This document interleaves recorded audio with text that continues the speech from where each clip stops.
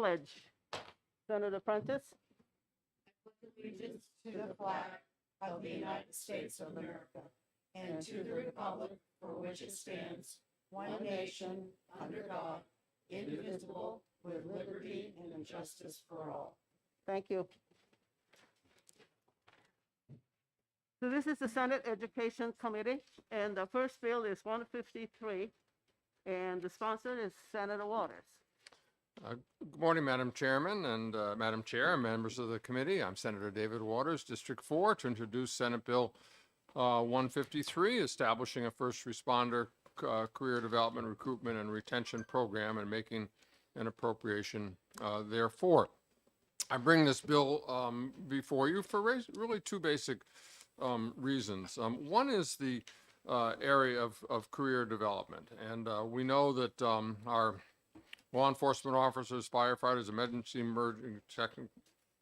technicians are extraordinarily dedicated professionals, and their career should be supported through educational opportunities. This is an opportunity for us to enhance the training and education that people receive in the state, and I think it provides, obviously, for better public service, but it also, I think, recognizes the professionalism of our force in the state, an extraordinary job they do for us day in and day out. I will also say as well that we know, because of the difficulty of these jobs, that many people after 20 and 25 years, the body can wear out if you're a firefighter. And, I remember a conservation officer saying to me once, Dave, the thing is that anytime we get in a fight, we have to win. And, the physical toll on people's bodies and the fitness there. And there comes a time in which might be looking for another career when they're in their 50s or not much later. And so this education might serve them well to be able to provide for their families and remain productive parts of our economy, but perhaps in different fields. I would say as well, too, that we remember a couple of years ago under the Lee Act Commission, and many of its recommendations had to do with how we help continue the professionalization of our departments through education. And I will say it's been quite extraordinary to watch the response of our police and other law enforcement officers throughout the state in the last few years to stepping up for accreditation requirements, for training requirements, and so forth. And I think that's a real tribute to our police departments. So education here is an opportunity through the community college system to have courses leading to a degree or to a certificate in a particular area of professional development. The second part of this program is the recruitment and recruitment part.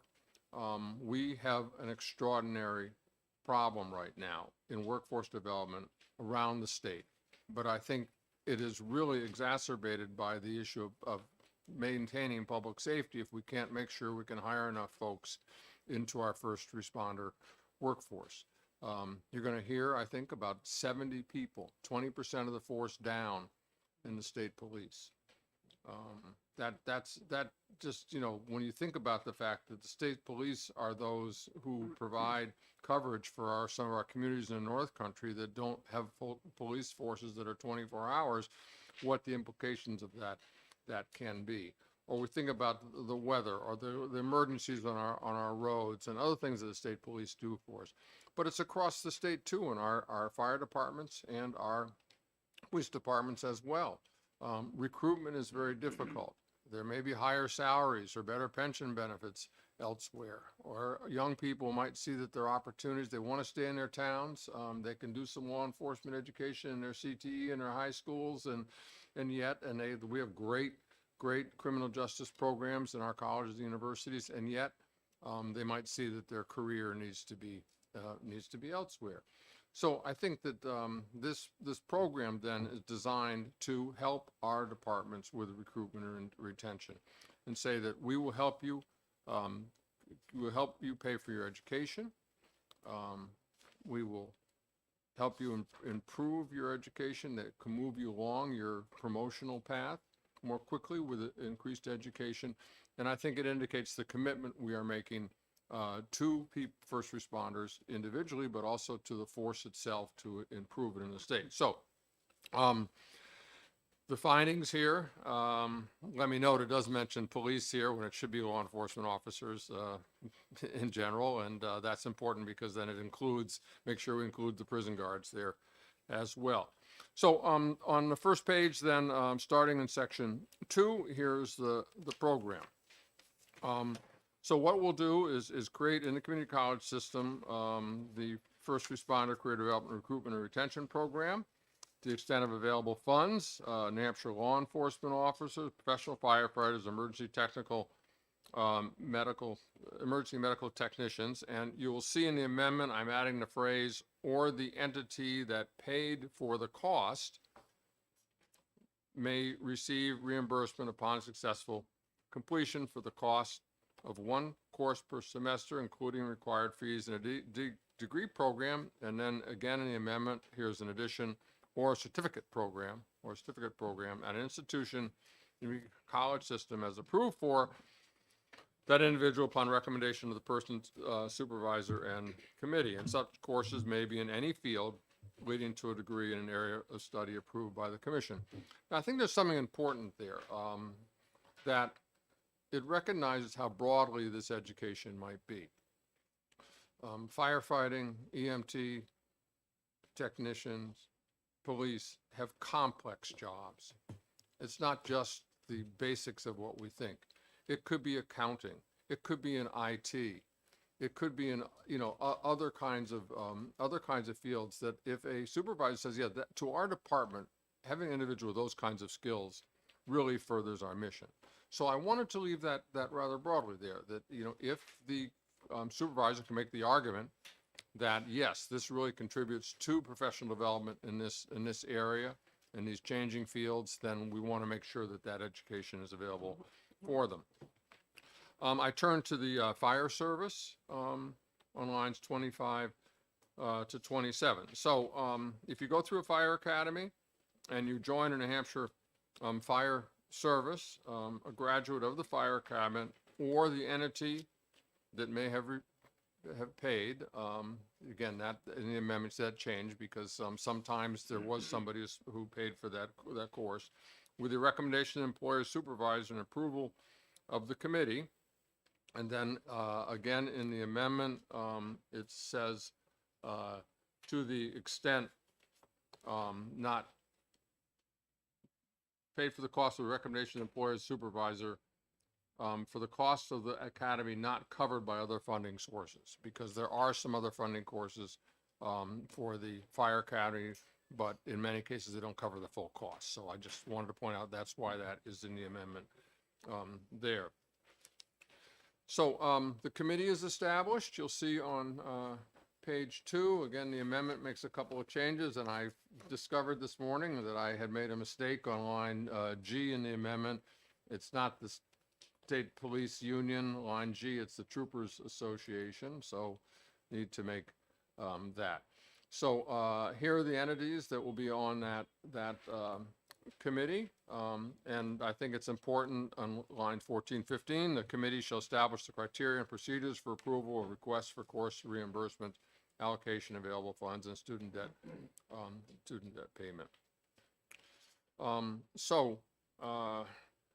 Another, I think, important thing on line 16 to 18 to help people get a leg up coming out of the Police Standards and Training Council and the Fire Academy is that I believe now we do grant in the community college system 17 credits in general if someone come out of the police academy. And yet we do not completely have designated just what they apply to. So it's hard for somebody to graduate to know, okay, I've got these 17 credits, but what are they going to do for me? What program are they going to help me with? It's my understanding at this point in time, we don't have an equivalent for the fire academy. And so this committee would work with the community college system and say, okay, we see what the curriculum is at the fire academy. How many credits would that translate to? So that somebody come out of the academy who wants to continue their education would understand where they are with that. So we need to have a report, get this up and running, get some reporting. on the things that could be done under the program. And then lines 25, set up a fund that will receive funding here that can be used. It's going to be administered by the Community College System of New Hampshire. I use the kind of model here of our dual concurrent enrollment program. This is kind of the way we do that, and it seemed to make sense to have a fund and have it in the community college system there. And then at the bottom, an appropriation, and I see my distinguished colleague, the Dean of the Senate behind me, who serves on Senate Finance, and I know this is going over there.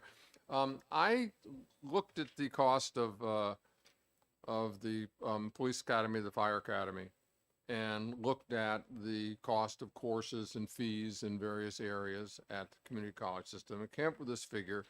If we think about the number of people who go through the academy, number of people go through a fire academy each year, and then you think about the number of officers we have and how many in a given year might start this program. I came up with this figure. The amendment here parcels it out, $1.5 million for the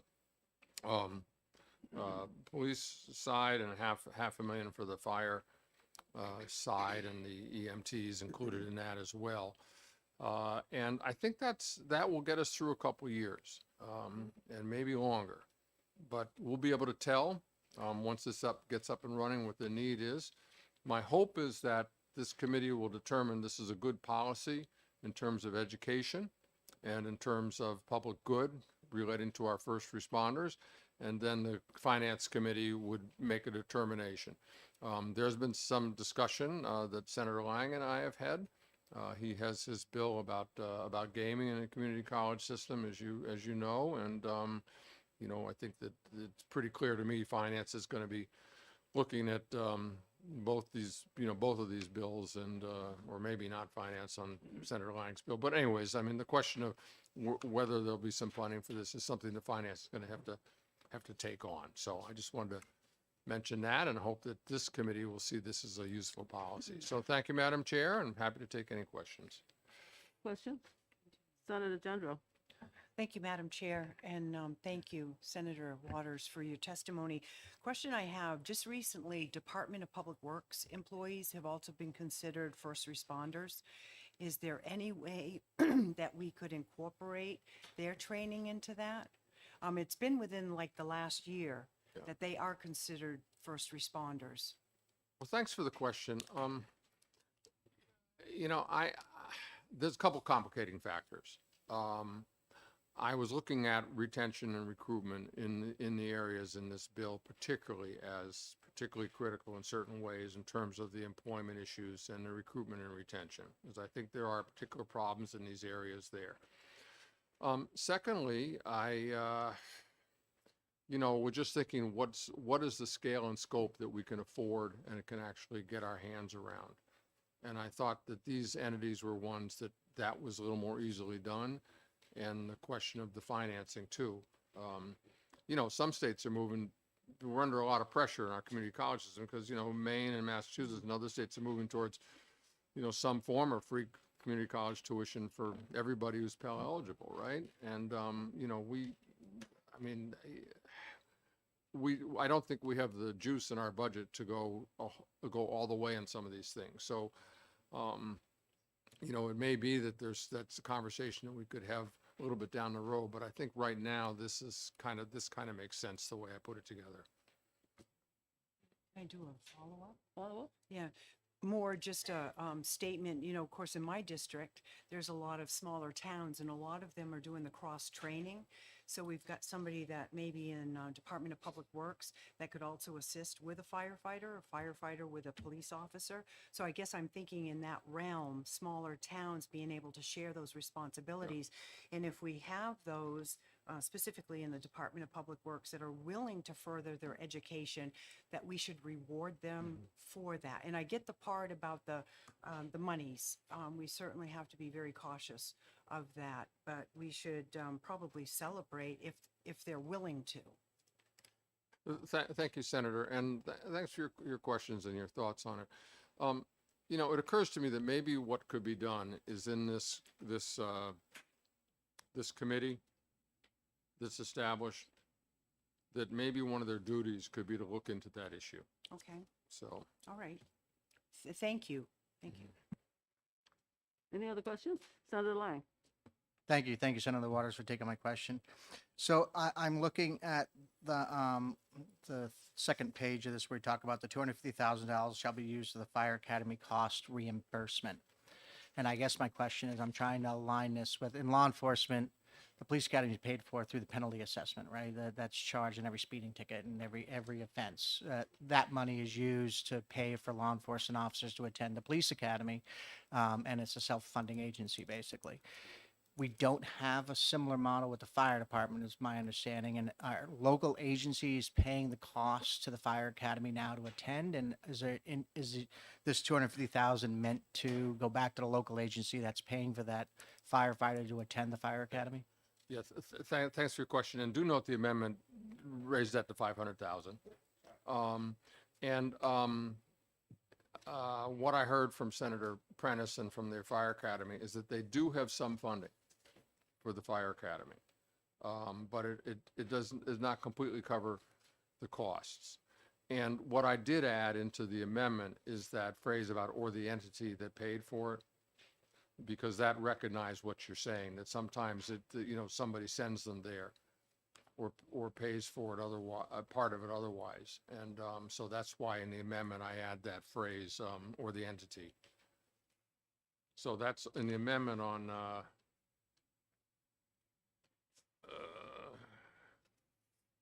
line for the fire company. See lines 12 to 14 in the amendment, where it says a graduate of the New Hampshire Fire Academy or the entity that paid for the cost. That's an amendment 0094S. Don't have that.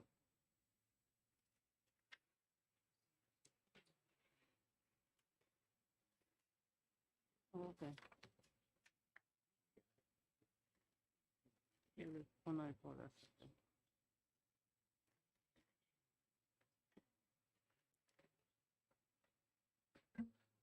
Follow up, Madam Chair? Follow up. Thank you. So again, so your intention on that line that says upon employment by New Hampshire Fire Service, a graduate of the Hampshire Fire Academy, ... Your intention is to reimburse whoever paid for the person attending the fire academy? Or I read that line as saying that a professional firefighter who completed the academy is eligible for these grants, and whoever pays for his classes following the academy would be reimbursed. That's the way I read that. I didn't realize that was meant to apply to the cost of the fire academy. Yes. I'm So trying this is here in to deal with the cost of the fire academy. Now, after they're employed by a fire service, like the police and the EMTs, then they can do the tuition. But this is trying to address that particular issue that there's not full payment for the fire academy. Thank you. So, yeah, thank you. Okay. I don't see any other questions. Thank you very much. And thank you. Thank I have to dash over to my committee, and any further questions, please, I'm sure you'll be in touch with me. My name is James Demers. I'm here today on behalf of the New Hampshire Police Association in support of Senate Bill 153. And I do want to say thank you to Senator Waters, because he had called me this past fall when he started developing this idea. And he really was thinking outside the box to think about what we can do in the state to offer some kind of benefits to potential recruits for law enforcement. And he mentioned to you the challenges, the workforce challenges that this state is facing. I do believe that the state police do have 70 open positions, 70, which is about a 20% rate. And that is reaching a dire situation for the state. But local communities are facing the exact same challenges. The recruitment of new police officers is way down, and we are competing with other states in our region for the very same people. So anytime the state can think of some type of benefit that gives us an advantage to offer to attract people into this field, it really helps. And I will tell you that the community college system in New Hampshire, in their social educational and behavioral science area has some outstanding programs that would be helpful for police officers and law enforcement officials who might take those courses. They have courses in law enforcement, homeland security, mental health, substance use and misuse. So a lot of the times an individual is paying out of their own pocket to pursue an associate's degree in this area. So this would really give New Hampshire one more benefit to offer as police departments all across the state are trying to attract and retain new officers. So we really do appreciate this piece of legislation, and we are in full support. Thank you. Questions, comments from the Thank you. committee? Seeing none, thank you very much.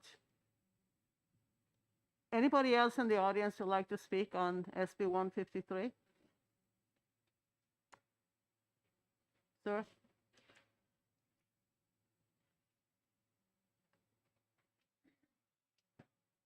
Welcome.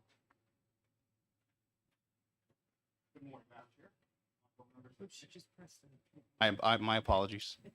Good morning, Madam Chair and honorable members of the committee. My name is John McAllister, and I'm the Secretary Treasurer of the Professional Firefighters of New Hampshire. Currently a firefighter in the city of Nashua. The Professional Firefighters of New Hampshire advocate for over 2,000 retired and active members of the fire service in the state of New Hampshire. We're here today and talking support of Senate Bill 153. And as echo Senator Waters as well as Mr. Demers' comments, recruitment is really down in the state of New Hampshire for the fire service as well as the police department. 10 years ago, there was over 500 people taking the CPAT test just to get on the fire department. Now we're at about 150 candidates for that position. So as Mr. Demers had commented, any tool that we can get to recruit members to the state of New Hampshire to take these positions would be very valuable. The numbers are down, and currently we are fire departments are stealing from each other, not stealing, but taking members from one another to fill those open spots. So any tool that we can get to attract candidates from all over the country, and this is one tool that would actually be very successful in that mission. Thank you for allowing me the time to speak, and I'm free for any questions. Thank you. Any questions from the members? Senator Fenton. Thank you for taking my question. Thank you for being here. Just curious, what is the starting average salary of a firefighter? For a firefighter, average in the state of New Hampshire, probably about $45,000. Thank you. Thank you. Thank you for your question. Any other questions? Seeing none, thank you very much. Thank you for your time. Anybody else who wants to speak on 153? Seeing none, that concludes the hearing on SB 153. Now we move on to 154.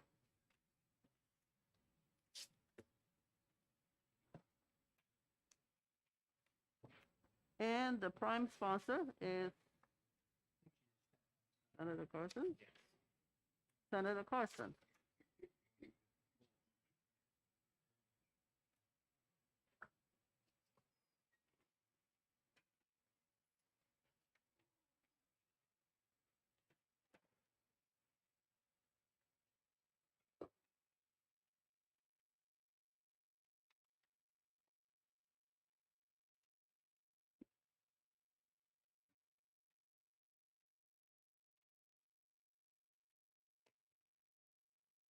Where did she go?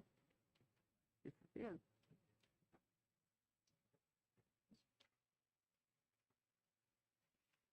Thank you, Senator Carson.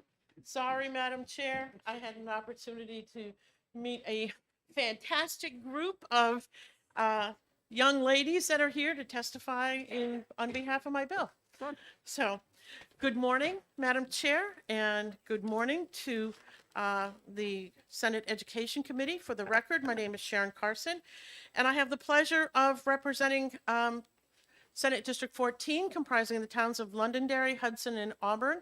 And I have for your consideration today Senate Bill 154 FN relative to tuition waivers for children in guardianships after being in state foster care. This bill modifies the eligible persons for tuition waivers for children in guardianships, again, after being in foster care. Madam Chair, I think this legislature is well aware that we've done a lot of work concerning our foster care and our foster care system. And one of the things that we learned is that while students can get tuition waiver for our community colleges, they don't get them for our university system. So what we'd like to do is have that, make them eligible for that. And I do, Madam Chair, have some proposed language for an amendment. I did not have that drawn up, but I will be sending that email to you this afternoon so that when you have your deliberatives up, nope, wait a second, here we go. I do have one. I'll hand it to Pete over here. And so there are folks here from DCYF and the young ladies that would like to speak with you. And so I thank you very much. I have a bill over in Commerce. Just one question. What is the number of the amendment for that one? I just gave you the amendment, Madam Because I Chair. have one here that says 341S. Same one. Same Oh, one? okay. Okay, So we have good. it. Matthew was one step ahead of me. I'm Thank you very very lucky to much. have him as my legislative you. service. Thank you very much. Take care. Robert Goldberg, DCYF.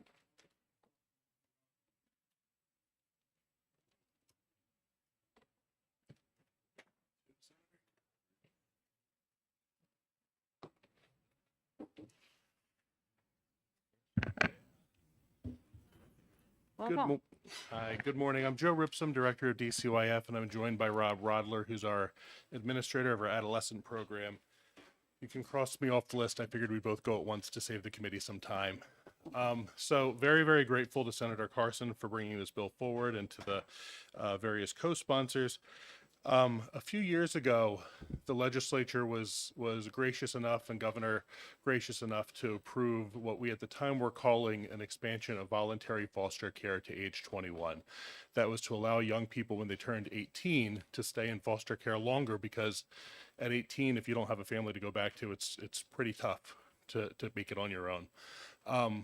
Our young people realized that that's not a really inspiring name, voluntary foster care to age 21, and they rebranded that the HOPE program, which stands for, if you can remind me, Rob.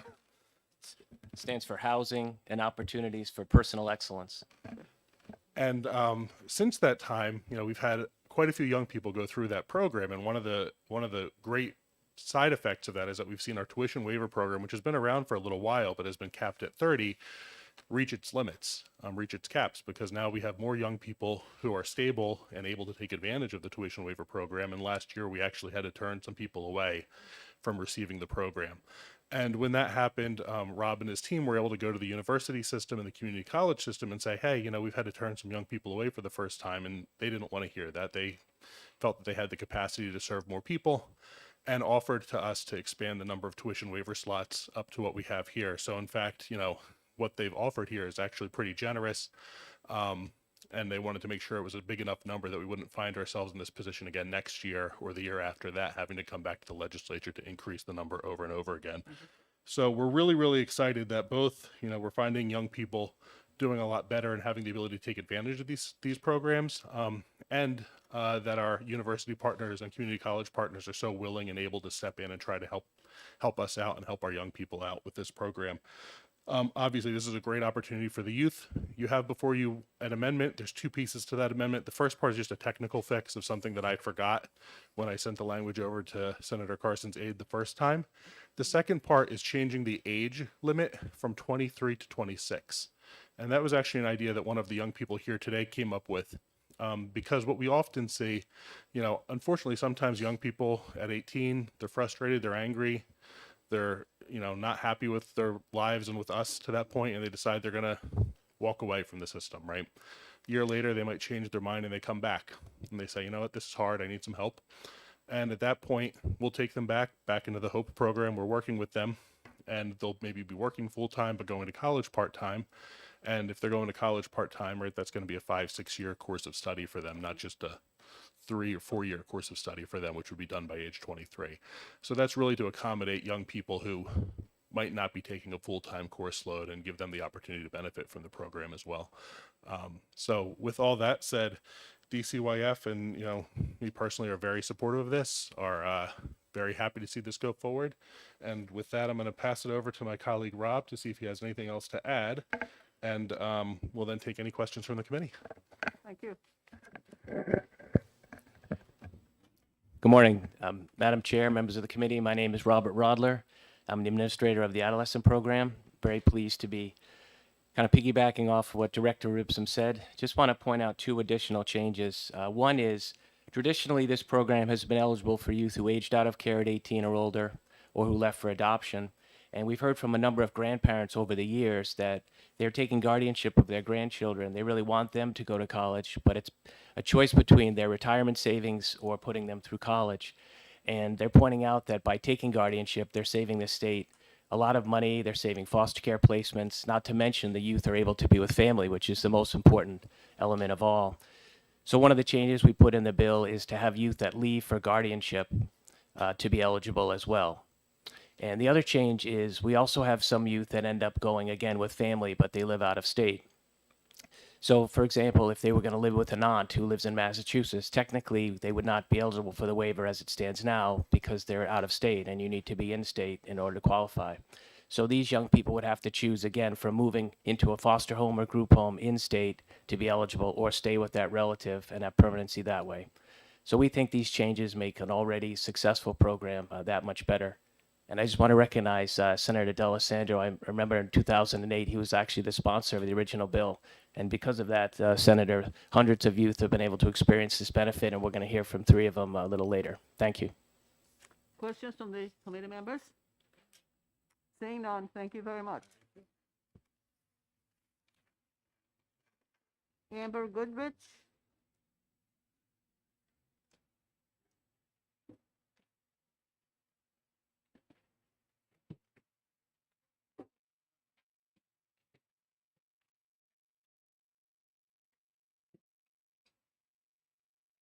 Hello, Welcome. my name is Amber Goodrich, and I'm 24 years old and very nervous. I think it would be really beneficial to change the age from the tuition waiver to 23 to 26. When I first aged out of care, like Joe was talking about, I wasn't in a place to be ready to go to school. And then when I got myself to that place and I reached back out to DCYF and I started college, it was really scary. It was really scary to know that I might not be able to finish my degree, even if I'm taking the right steps because of my age. And I'm so sorry. And I know many other youth experience the same thing. And even if you're not in foster care, a lot of people aren't ready to go to college at 18, and it takes them a couple years. And I think it would be great that if foster youth have the opportunity to get their degree before they're 26, because there is other funding options after that. And that is what I have to say right now. I'm sure I'll think of great things to say later, but I'm very nervous. Thank you. Do we have Thank any you. questions from the Senator General? Thank you, Madam Chair. You have a question? Oh, I'm sorry. And Amber, I just want to say, keep up the good work. Good for you. I used to teach at White Mountain Community College for several years, and you, or students like you, were the most dedicated and the most joyous to be able to work with. So keep up the good work. Thank you. Thank you very much. Am I gonna get up now? I think you're all set. We have no more questions for you.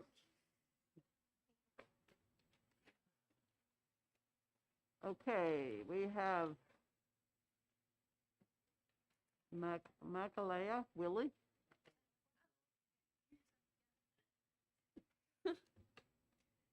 Say your first name? Michaela Willie. Michaela, okay, you have Yeah. an interesting spelling. Yes, I Okay. do. All right. Welcome. What? I said, welcome. Thank you.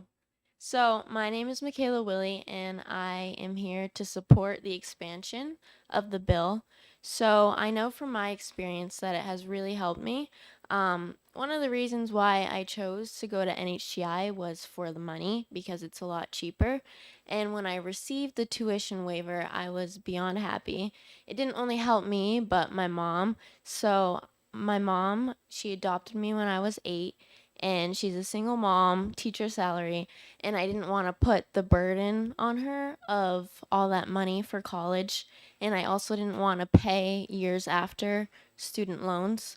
So the tuition waiver really helped me, and I want to get into the dental hygiene program, but I'm just in gen eds right now, and having my first year free made me feel like I wasn't wasting money and time just doing my gen eds. So it has really helped me in my experience, and I hope going forward it'll help me too.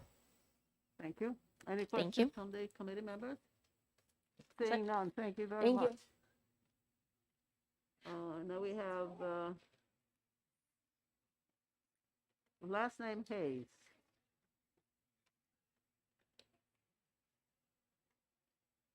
Is your first name? Hi. Hi. I'm Diamond Hayes. I'm currently a full-time You can student sit at down. NHTI. Okay, good stuff. I'm currently a Sit down, yeah. full-time student at NHTI, and I spent the 2 first semesters paying out of pocket with my foster family and just like money that I had saved.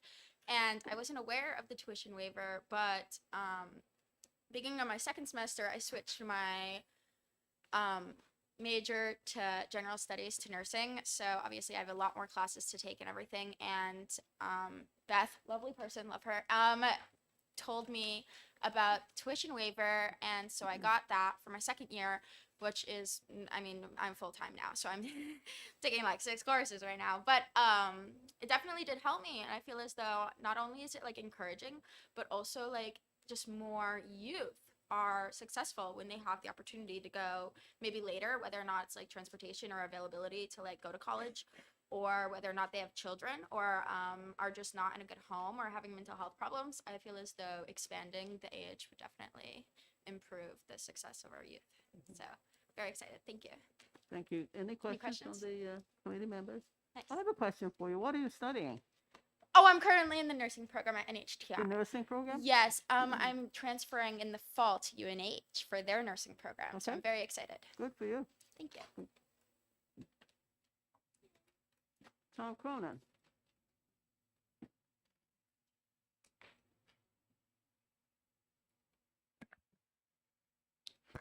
Good morning, Madam Chairman, members of the committee. Tom Cronin with the University System of New Hampshire. We're here to testify strongly in support of the legislation. One quick respectful correction to Senator Carson. USNH along with CCSNH have both been participants in this program since 2011. I think across our systems, we have supported about 340 students over that time period. For USNH, that's been about $2 million in waived tuition over that time. So we are certainly supportive of ensuring more students like those here today and those that'll come after them have this opportunity to take advantage of this valuable benefit. And we certainly believe it is part of our public mission to the state to do so.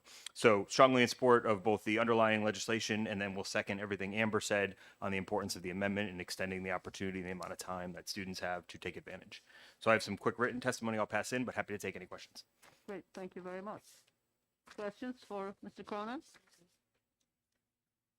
Thank you. Thank you.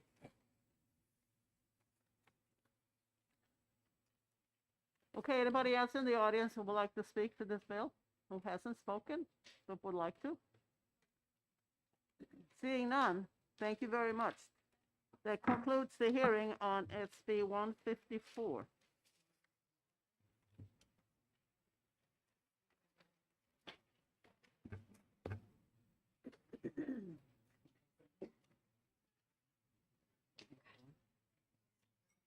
Now we have Senate Bill 214.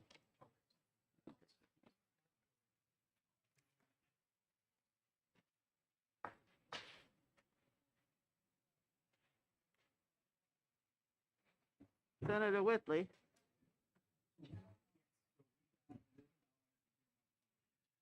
Yeah, this one here.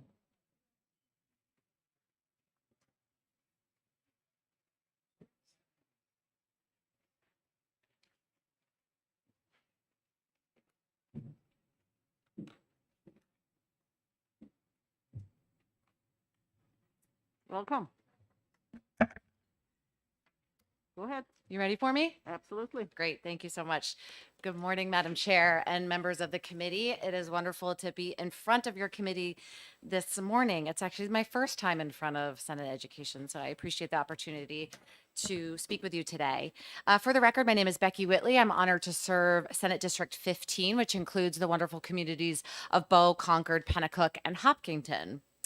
So this bill, as you can see, has a lengthy statement of findings, and I think we all felt like it was very important to sort of lay out the groundwork about why this bill and the concept of getting broader access to pre-kindergarten is really important. I will say that I worked with Representative Heath in the House and a very impressive group of early learning experts and advocates, along with the Department of Education, the Department of Health and Human Services. Together, we all worked to draft this language based on what's best for existing programs, what's best for children, and what's best for providers. The bill has two parts. Starting on page 3, line 17, the bill establishes a pre-kindergarten pilot program. And then the first half of the bill establishes a cabinet level department to run that pilot program. There have been many folks on this committee may be aware that there have been many conversations in the legislature and with advocates and with the department within state government about creating this Office of Early Childhood. There has been a number of studies indicating that this would be a helpful thing for New Hampshire because a lot of our programs that are designed to support this very critical early childhood period really are kind of spread out through state government, right? We have all these different federal funding sources, state funding sources that are really all over the state. And so folks who have studied this, other states have seen that because this early childhood period is so critically important that we really need a separate office to focus on it. At this point, there have been many conversations about creating the office, but I think disentangling all the services that are in DHHS and in DOE have felt really insurmountable, and I think it's going to continue to take a lot of work. So this opportunity in this bill to create the office to only run the pilot program is maybe a really unique opportunity to get this off the ground and just administer the pilot program. So the department created in this bill doesn't have any other duties, and it can be aligned and expanded at another time to expand their duties. So I also wanted to call your attention to an executive order that Governor Sununu issued right before the pandemic, actually. I think it was January 2020. And if you look at the bottom of page 3, the very last sentence, the governor directs the departments of Health and Human Services to seek to establish an Office of Early Child Care and Education that further enables coordination within and across state early childhood care and education systems. So that's exactly what we're doing in this bill. There has been an incredible amount of work by the Department of Education, by the Department of Health and Human Services, by the Council for Thriving Children to move towards this creation of the office. And so this is a really exciting opportunity to get it off the ground. But before we have yet to disentangle everything that would go in there. And I know that there are folks from the departments and the executive director of the Council for Thriving Children who can talk more about that work behind me. That said, I really do not want the creation of this office to sort of bog down the idea of creating the pilot program. So we know that New Hampshire is only one of 6 states that does not provide access, state funding for our pre-kindergarten. So that means that in New Hampshire, there are some children that have access to federally subsidized early education programs, like through special ed services, Head Start, the Child Care Scholarship Program. But we also know that only a third or fewer of children eligible for these means-tested programs are actually able to participate in them. So most children, including my own son, who did participate in early childhood, so pre-K, they do that through private tuition-based programs. That's how most children who have access to preschool do that. And this results in a much higher portion of children from medium and upper income families. They're the ones who have access to pre-kindergarten programs. So our children from poor or working class families, they don't have access to pre-kindergarten. And so they are missing out on those benefits that pre-kindergarten has been shown to offer our families. So I want to bring your attention back to the statement of findings. We know that after 50 years of research, it's very well established. There is a scientific and policy consensus that has emerged to show that access to high quality early care and education really maximizes the ability of our children during those very early years and helps set up our kids for success when they enter kindergarten. And we know that school readiness, how ready kids are when they enter kindergarten, is such an important predictor of long-term success. And we know that because there has been, again, 50 years of work done to identify in the brain science area about how important these brain building years are in our very early childhood. And particularly when we're looking at those first 5 years.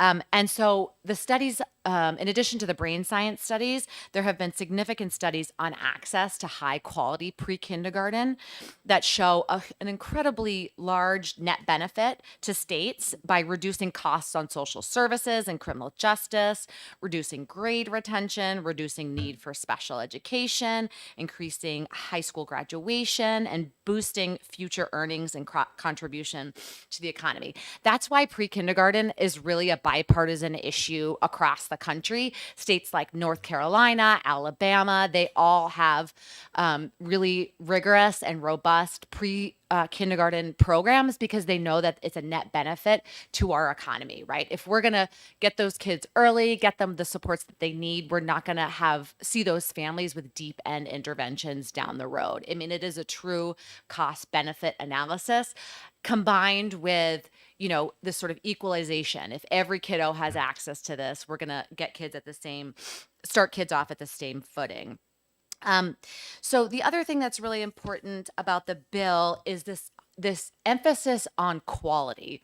So in the bill, the language was drafted so we weren't very overly prescriptive about what this preschool pilot program looked like, but we also put in there requirements about that the pilot programs be high quality, because we know that if these pre-K programs aren't high quality, there's no way we're going to get the return on investment and the benefits and the outcomes for our families unless it is high quality. So I think everyone involved in the drafting of the bill thought that, this emphasis on quality was incredibly important. And folks behind me can sort of speak to those quality measures a little better than I can. So I'm going to stop there. Well, the other thing I wanted to mention is that this pilot program was drafted also to make sure that we're aligning with current work that's already happening. So folks may be aware that the state received a significant grant from the federal government several years ago called the Preschool Development Grant. So there's been a lot of work around that grant. I understand that the state has perhaps received another one. I don't know all the details, but that's significant system works that we need to leverage, right? So we don't want all this federal money coming into the state, and then when the money goes away, everything's gone. We want to be able to leverage that investment, and I think this is the next step to do that. So this pilot was really designed to strengthen and align what's been happening with the Preschool Development Grant. And I think folks from DOE and DHHS can discuss that in more depth. So I'm happy to answer any questions, but I may defer more technical questions to the folks behind me. Questions? Senator Lang. So, pardon me, I'm going to try to reach back to when I was on the school board. We Sure. were dealing with full day kindergarten Yes. versus half day kindergarten and Yes. the loss of federal revenue for Title I programs if we went to full day kindergarten. My concern is the same with pre-K. is that if we establish a state program and a state pilot system, are we putting at risk any federal funds that currently allow our pre-K? I know we did with full day kindergarten. I'm going to say no because, we did work with the Department of Education and Department of Health and Human Services, and they did not raise that issue. There are preschool programs that are funded by different federal mechanisms. And the other, actually, Senator Lang, thank you for raising that issue. The way that the pilot program was designed was to be a mixed delivery community-based system. So what's different in the kindergarten program is that all those kindergarten programs were within our schools, our public education program. But this pilot program is a mixed delivery system, meaning an existing private pre-K, an existing childcare center, they could actually have access to this pilot money. And the reason why this is so important, and we heard this from our providers, we heard this from both departments, is that and this is sort of getting more into the weeds, so bear with me a little bit. So in New Hampshire, that we have very, very long wait lists for infant childcare, right? So it's when you have a new baby, and Senator Fenton probably knows this very intimately, it's very hard to get an infant into childcare. It's really expensive to provide childcare to infants, from both the providers and from the families. And so by allowing other providers, like existing childcare centers, to do this preschool program, we're not going to put those folks out of business. So that's why we're allowing the pilot to be wherever the community thinks it's necessary, or whatever existing providers are able to do it. So that means if this bill passes, you may see a pilot program in a school, you may see it in a private preschool, or you may see it in an existing childcare center. So that flexibility, I think, is really important and also encouraged by the federal government. So that doesn't answer your question entirely, but I think the folks behind me can probably answer that in more depth. Thank you. One follow-up question. Follow-up. So this creates a commissioner level position versus putting a director level position underneath the Department of Education, which may, for lack of a better reason, align education more appropriately. Was there a reason for doing that? Yeah, thank you for that question. This has been an ongoing conversation. So, all the federal funding that goes to early care and education flows through the DHHS and DOE. So, like a lot, so our, DOE is the one that has the child care. DHHS has the Child Care Bureau. So they already get a ton of money from the federal government for the Child Care Scholarship Program, things like that, where other federal dollars flowing to early childhood comes through the DOE. And so there was this question, do we put this pilot program in DOE? Well, that doesn't feel right because there is going to be some childcare providers that might want to do this.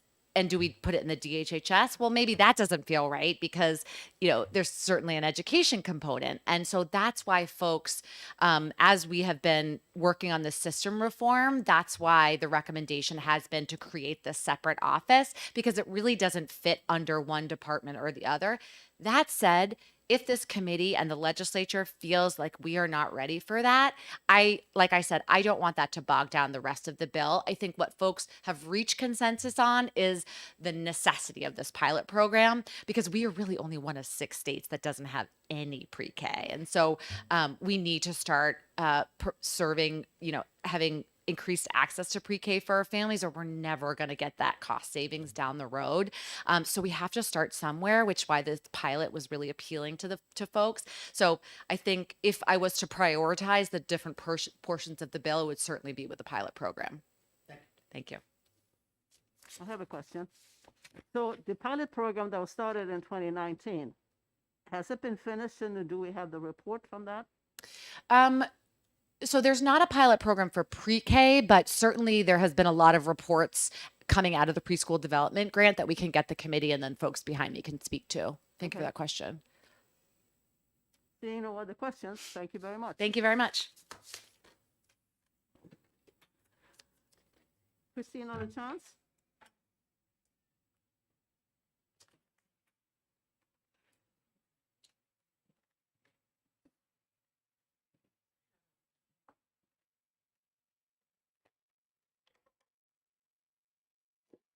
Good morning, everyone. I'm Christina LaChance, and I'm with the Council for Thriving Children. Thank you, Senator Whitley, for introducing this bill. As Senator Whitley has said this has been of long interest, especially to those of us in the early childhood space. I've been working in this field for 30 years, so I've been looking forward to an Office of Early Childhood and Pre-K for about since college.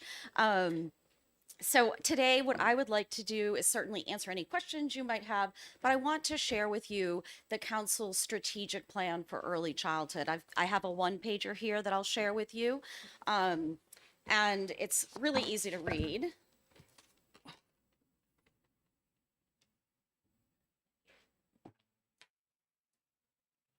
So we will have a longer report that's coming out, but I wanted to share with you just this one-page document and give you a sense of the process that we use to get to this place. So as you know, the council was established in 2020. At that time, the departments began to work together to really think about the next steps, and a strategic plan was certainly a portion of that.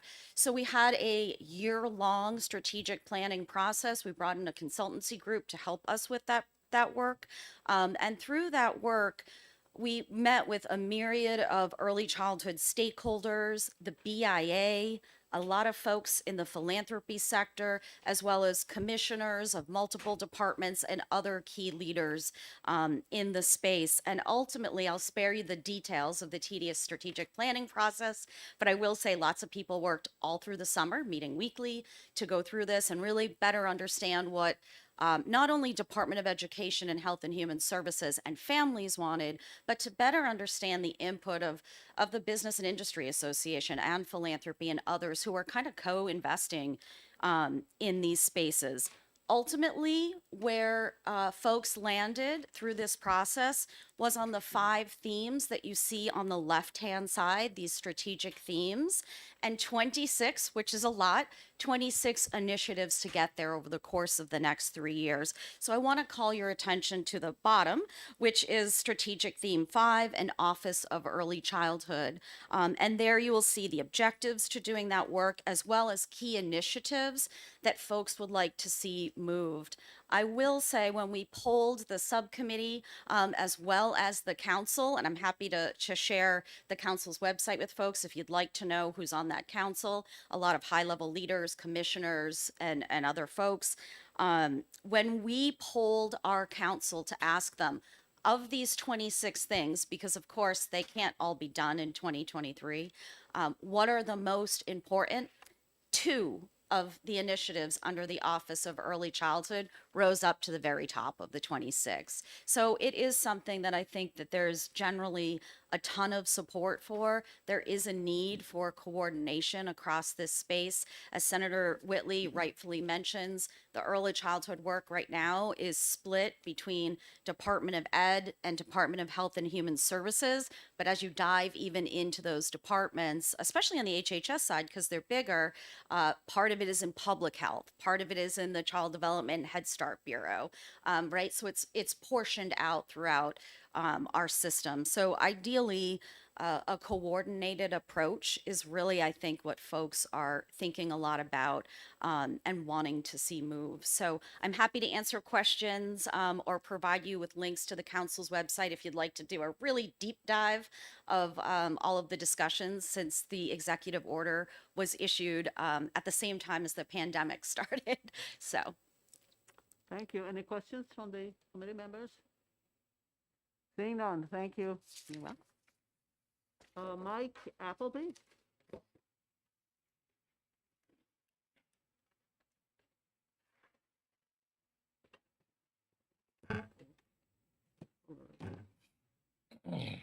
Good morning. Mike Appleberg. I'm the president of the United Way of Greater Nashua. We serve the 11 communities in the Nashua region, including Merrimack, Hudson, Litchfield, Milford, and the Sohegan Valley, and Nashua. Speaking today in favor of this bill, we, in our role, are also serve as the regional leads for what was mentioned earlier by Senator Whitley, the PDG grant, the Preschool Development Grant. So within our region, we are responsible for the coordination of those efforts. And over the past 2 years, what we've seen is this space is essentially a hodgepodge of different service providers working in an uncoordinated way to deliver educational supports. There is absolutely a need for better coordination, and I think Senator Gendreau, did you ask about the reports? Somebody asked about, is there a report that's come out or something along those lines? Yeah, I would say, so there are a variety of reports being worked on, but I would say in essence, probably the bottom line is going to be that there is a need for greater coordination. Also a need for greater access and just capacity in the system overall. Our regional community needs assessment that we just conducted and completed last fall really identified just a couple of significant areas in our community that where there was broad agreement on need for additional access. Mental health supports, housing, of course, these are issues that you're all very well aware of, and high quality childcare and early learning. So it comes up as one of the top three, and it comes up for a variety of reasons, not just the educational outcomes, but also the community outcomes. This is as much an issue of workforce development and workforce capacity as it is education itself. Because if you do not have access to high quality education, then you cannot really effectively be active in the workforce. So those are the points I wanted to make, other than the fact that I'm also the grandfather of an 18-month-old. So the struggle is real, and I see how my children have had to work at accessing the system for themselves as well and stay active in the workforce. So I've seen it firsthand, and I would, of course, entertain any questions. And thank you for your time. Questions? Senator Lang. Thank you, Madam Yes, Senator. Chair. Thank you for taking my question. So I guess my question is twofold. So we heard from Senator Whitley, I think only 1/3 of the students that have access to the program take access to the program. And so I'm concerned about that. And then in another Senate Bill 140, we talk about establishing a program for recruitment of educators because we have a problem with don't have enough educators. And I think we've all heard the problem with, we'll talk about childcare again, finding people that want to go into that industry and work. And my concern is by expanding this, are we exacerbating the problem? Yeah, so I'll share with you a conversation I had with a family yesterday. This is a family who has a young son, 5 years old, who is attending preschool at Head Start in Nashua. There are a couple of Head Start locations. They're located sort of toward the western side of the city, but because there are limitations to the number of Head Start locations in our community, the Head Start where they've been placed is on the east side of the city. They also have very limited transportation and are trying to also get involved, re-engaged in the workforce. So the conversation became one of, well, how do we get our son from our home to preschool where he can attend, and home, which is just a wonderful resource, but impossible to access because there is just limited capacity. So to the extent that there are people that aren't accessing, I would say that a big part of the problem there is that you need to have a much more broad-based access for people to feel like they can take part in it. Because if it's not near your home and you need affordable childcare, you're likely also to be in a scenario where you have limited transportation, limited resources to get to and from and coordinate within your family. I can't quantify that, but I think that that's part of the problem. What was the second part of your question? Hiring employees, workers for the program, right? Again, Yeah. across the board, we hear that there's a problem hiring pre-K, hiring K, the childcare in and of itself is struggling to find workers. So again, by expanding the system and allowing more access, how do we actually make it work? Yeah, and obviously that's not addressed in this specific bill. That's a much bigger issue, and that's not just across childcare. That's across a whole panel of human resources, human supports. Just anecdotally, my wife is a caseworker with the elderly on Medicaid, and she can't find workers to go in and serve those needs because also just limited workforce. And so I can't this doesn't address that. There's absolutely a need for workforce development in a variety of areas. I think there are several bills that are looking to address that, but not this one. Thank you. Yep, of course. Any other questions?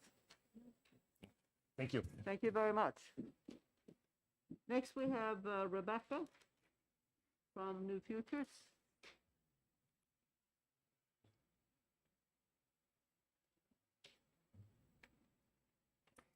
Good morning. My name is Rebecca Wojkowski. I'm the Kids Count Policy Director at New Futures. New Futures is a nonprofit, nonpartisan advocacy organization that advocates, educates, and collaborates to improve the health and wellness of New Hampshire's families. My work is solely focused on improving health and wellness of our smallest residents, our children.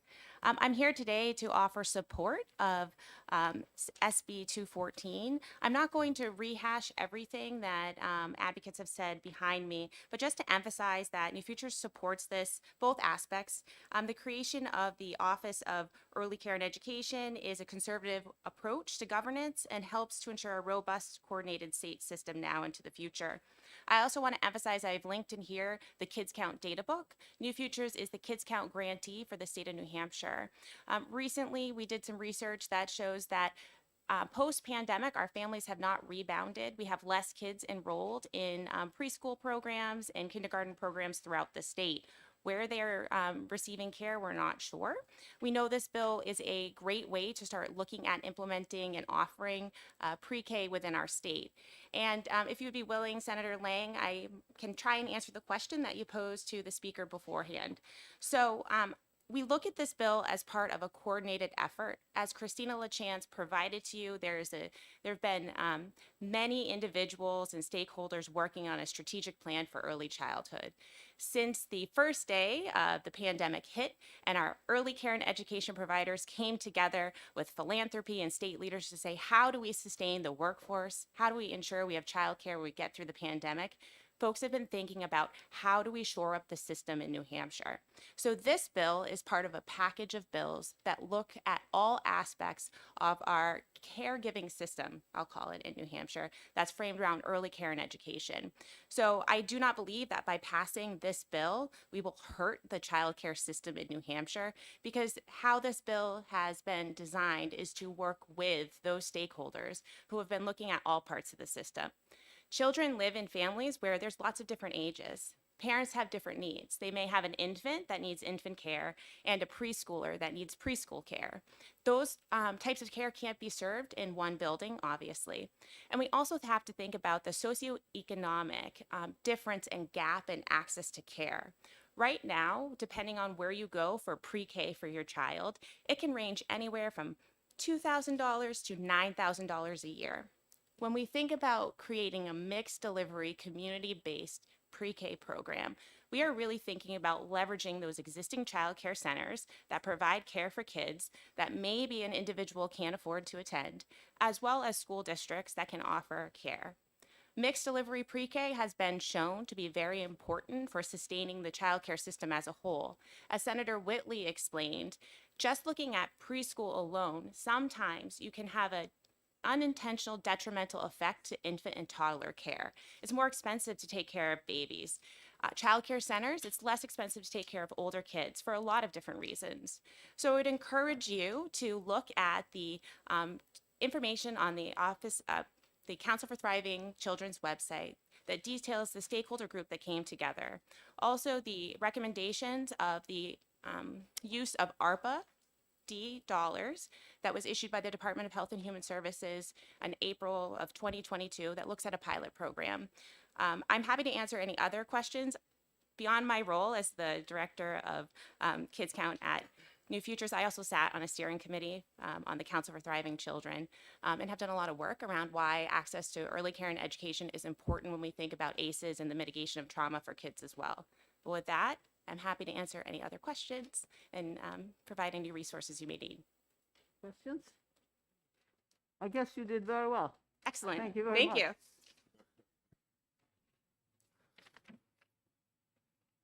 Sean Parr?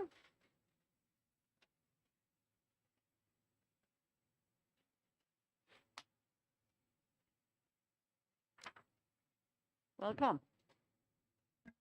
Hello, thank you. Thank you very much, Madam Chair and the committee. My name is Sean Parr. I am on the Manchester School Board, where I sit on the Policy Committee and I chair the Education Legislation Committee. Today, I'm speaking on behalf of the Manchester School Board, which has authorized me to advocate for funding for universal pre-K, pre-K programming, and related facilities costs. We are therefore unanimous in our support of the pre-K pilot program and the establishment of a Department of Early Childhood Education as proposed in SB 214. Pre-K education mitigates the effects of poverty and adversity on our children, especially benefiting our English language learners, as well as our poor and disadvantaged children. Our current lack of affordable early learning options shortchanges our children, and research shows that high-quality early education can improve high school graduation rates and future employment income. It leads to long-term educational attainment gains through improvements in behavior, and it allows children to grow up to raise stronger families and contribute to society. We need to give our children the kind of care and early learning they need to fulfill their potential. Kids who attend public preschool programs are better prepared for kindergarten than kids who don't. We ask for your support of this bill. Thanks for your consideration. Questions from the committee members? Seeing none, thank you very much. Thank you. Aubrey Friedman?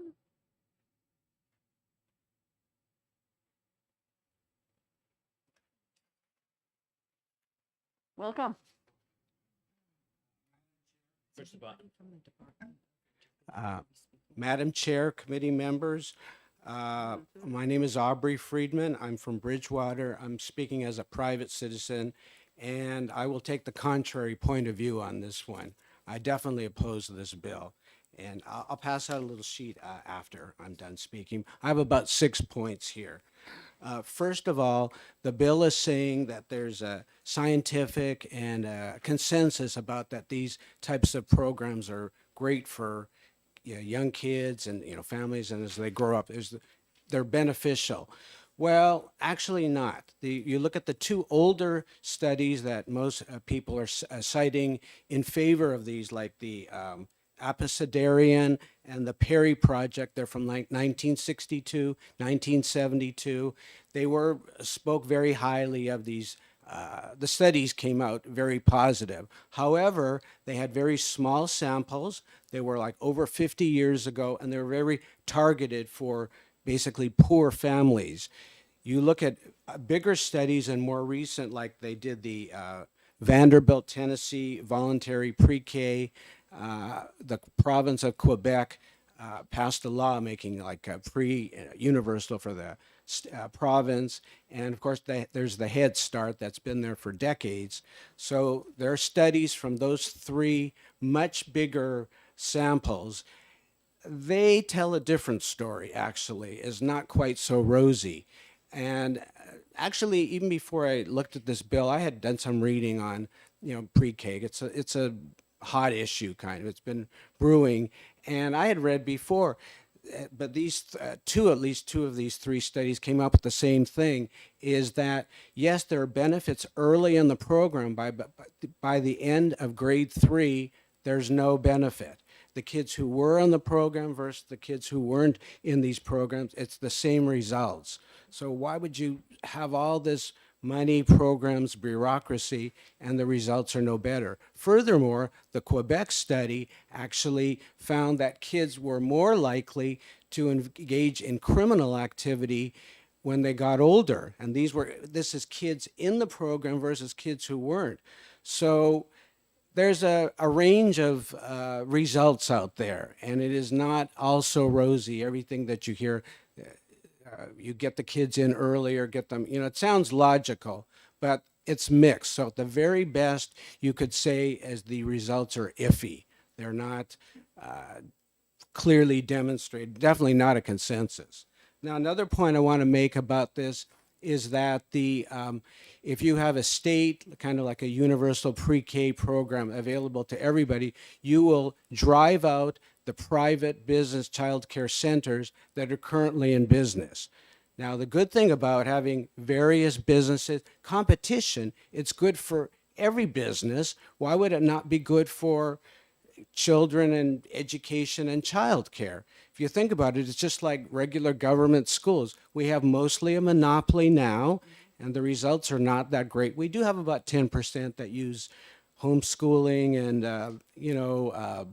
EFAs and stuff like that. But basically, because of the cost, most people are forced to send their kids to government schools. The results are not that great. If you look at the proficiency results on the DOE website, they're miserable, actually. So competition is good, and this kind of program setup will just drive out the private ones. Think about it. Why would somebody pay, say, $500 or $700 a week, whatever it might be, versus if it's free? You're going to go for the free one. So the ones that charge you more are basically just going to be for maybe the more rich people who maybe want a better quality or whatever.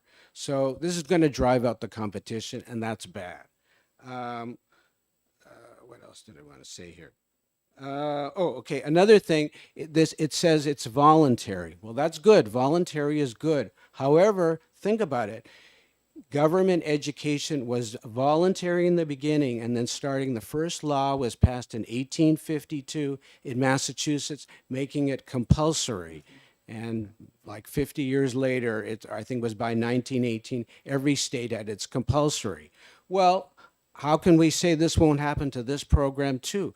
They'll produce, rosy results, whatever it might be, and say, this is good for children, individuals, families, is good for the benefit of society. We need to make it compulsory, just like regular government education. And I'm telling you, when they make it compulsory, they do not mess around.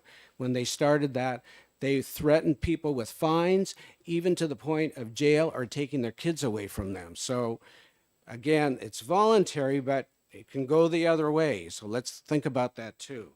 Let's see here. Oh, yeah, I did have a question. So we already have these federal programs with the Head Start and all that, and as was been brought up, only 1/3 are using these programs.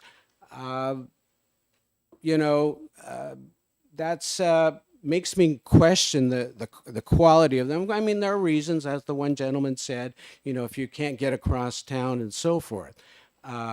It speaks more of the problem of competition having more, and I'll address that on my last issue. But you already have a network or whatever it is, you already have federal programs available for the poor, basically, on the lower end. It's means tested. So why not make the most of those as it is? Why create a whole new bureaucracy? And it will be bureaucracy. I saw $1 mentioned. I used to live in San Francisco, so I can tell you all about bureaucracy. And they start little and they expand and expand and expand, and there's no end to it. And that's what I believe this is going to happen. I mean, in fact, one of the things mentioned already is we have so many, we got to coordinate under a separate department. More bureaucrats, more rules, more money, it won't be a buck, and I don't see that the outcomes will be better. So I'd say stick with what you've got right now, maybe try to improve it a little bit. They're already there, and don't expand it because you will just create like a monster. And my last point is this bill doesn't address the real issue is why is childcare so expensive? It is so expensive, I believe, because of government regulation. You got licensing, you got all the rules, and you've got the zoning problem too. And I'll just give a couple quick examples. So on the zoning, I knew of one in Campton a few years ago. Lady was ready to set up her child care center. She had willing customers. They needed child care. And the town said, no, you cannot set up you're not living in an area that's zoned correctly for a business, and they turned her down. So that's a government caused problem. It's not a state well, it could be, I don't know, but it was a local. So that's one part of it.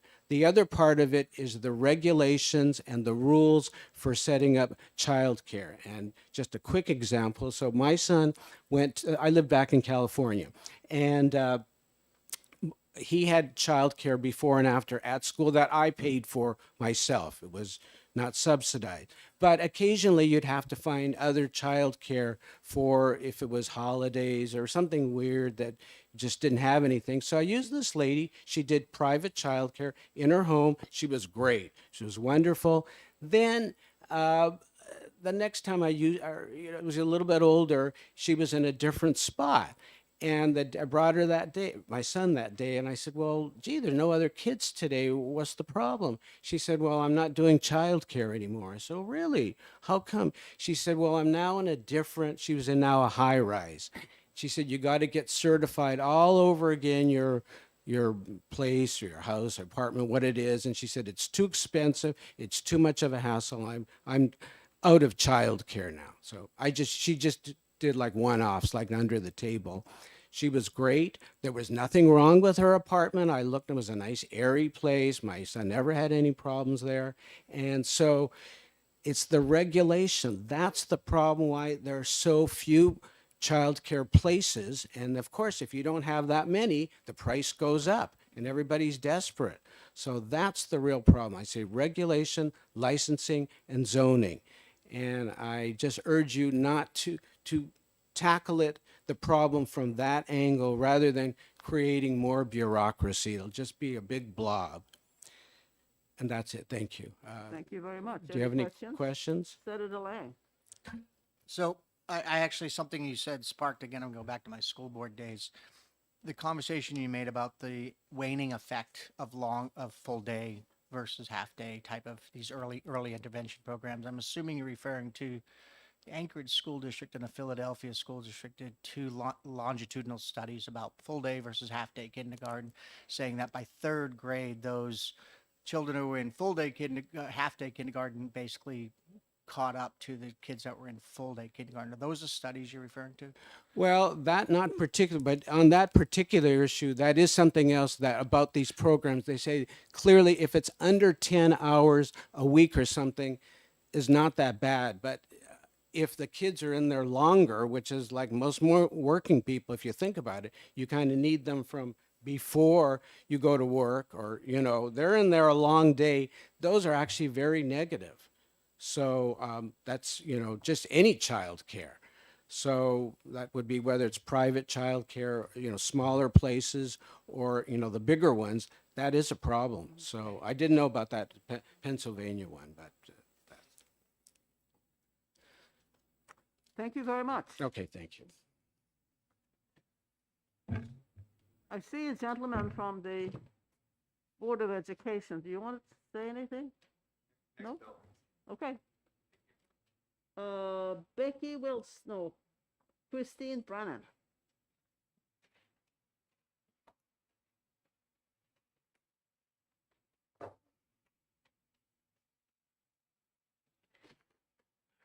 Good morning, everyone. morning. Christine Brennan, Deputy Commissioner from the Department of Education. I also am the co-chair on the Council for Thriving Children and a longtime educator for 30 years as a kindergarten teacher, reading specialist, principal, and so on.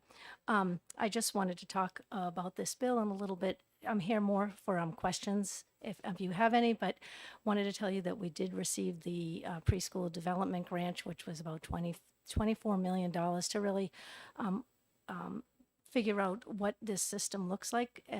Department of Health and Human Services, as you know, have their system. DOE has their system, and part of the grant was to make sure we look at some of the duplications and some of the gaps that are happening. What we find too is that we, with preschool in the Department of Education, have our Title I Part B system where it's children with special education can go to preschool for so many hours. And what we have a system that's designed and it's based on child outcomes. And the Department of Health and Human Services, and they're here to speak on their part, have something, their quality is based on standards and other things. And so I think I just want all that considered when making you just have a tough choice ahead of you of where this office should live. I know that we looked at 4 options. Should it be under the governor's office? Should it be standalone, separate?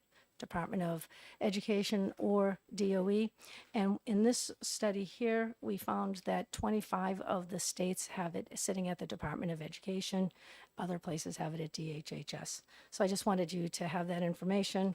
Moving forward, and as when we talk about the office, we have the IDEA Part B funding, which is our big pot of money for special education, where the Department of Health and Human Services has the CCDF funding, and each of them have different allowable costs. And so I think that if we had more coordination, it could help benefit the kids.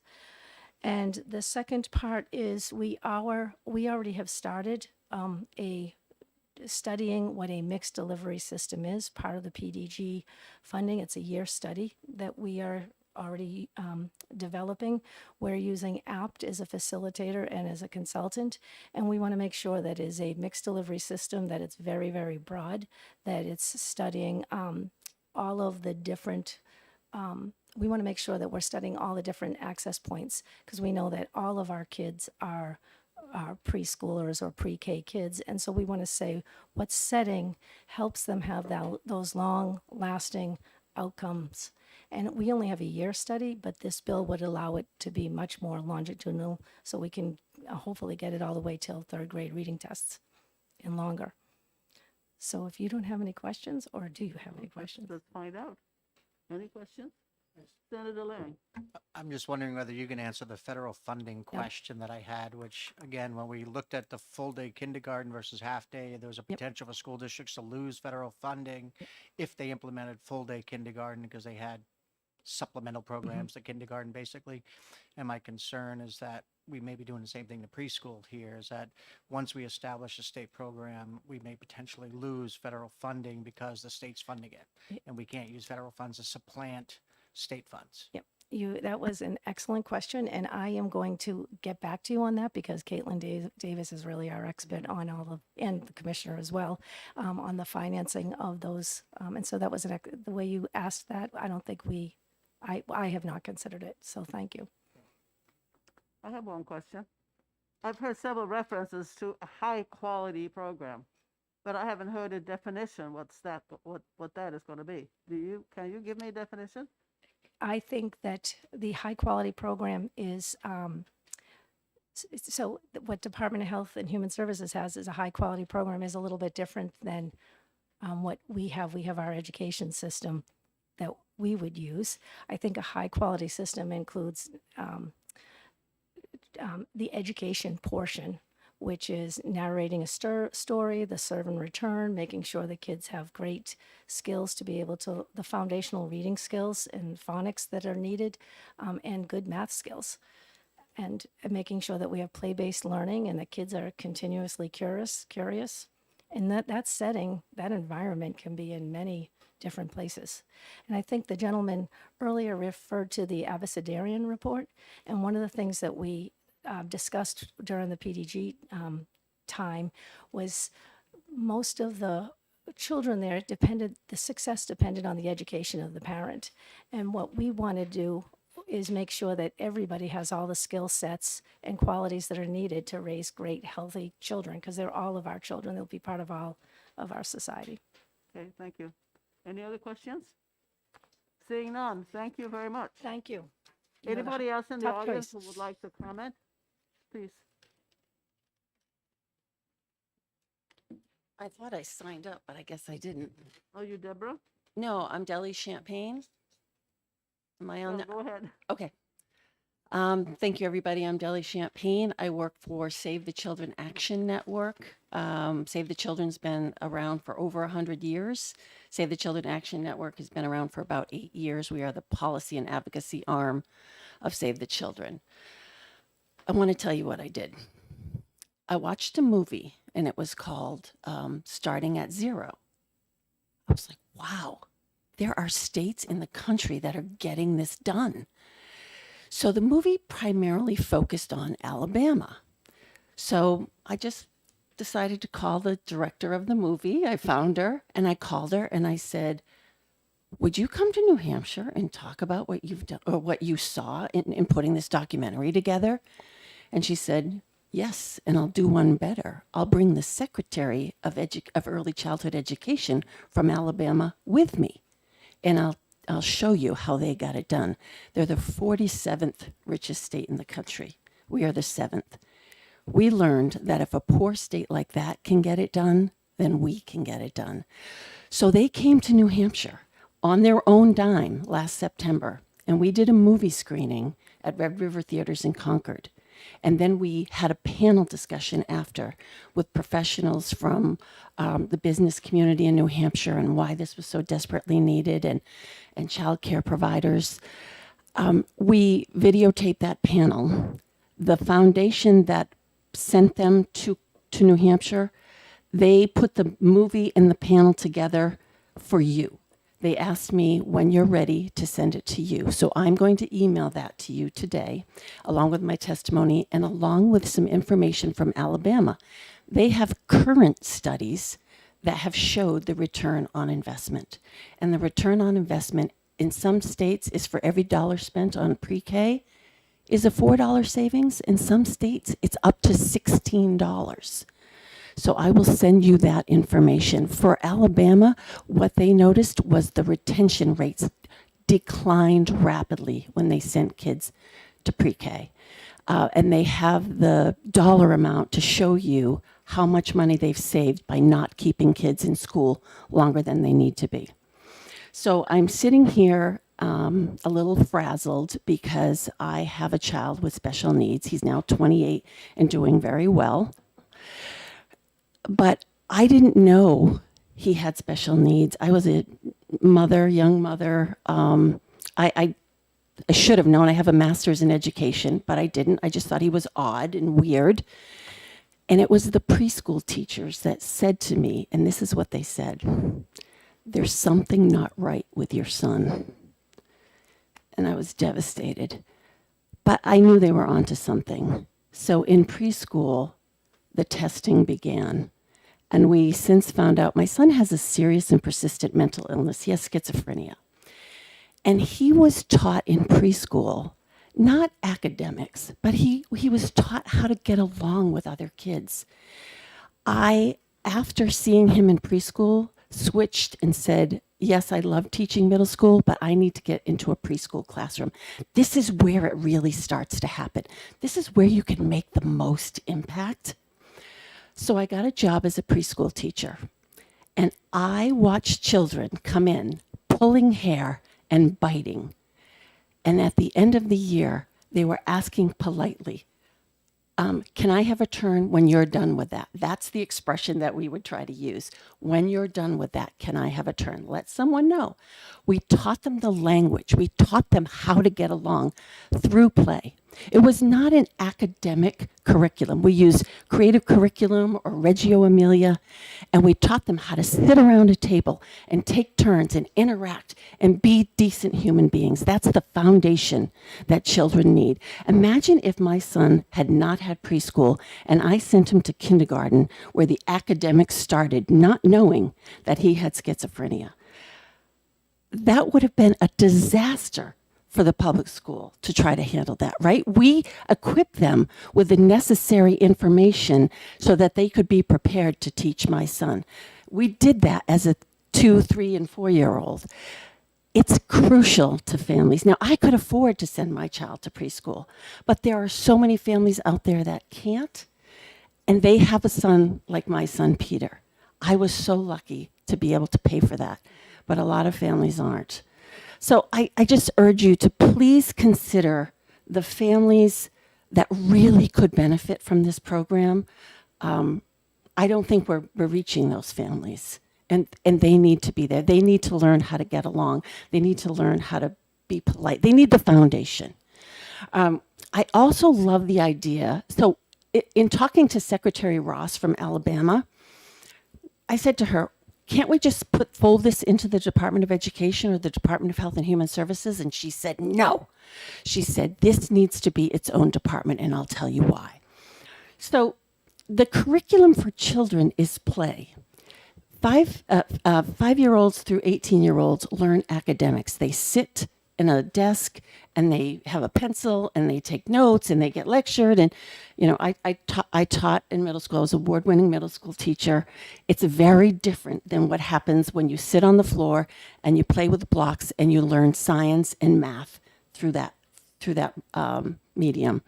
So it is separate from public education. It is its own thing. It's incredible to me, too, the amount of people that are invested in growing this infrastructure.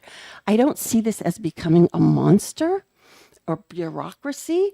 I see this as becoming a group of concerned people who really understand the needs of young children and want to develop an organization that supports those needs.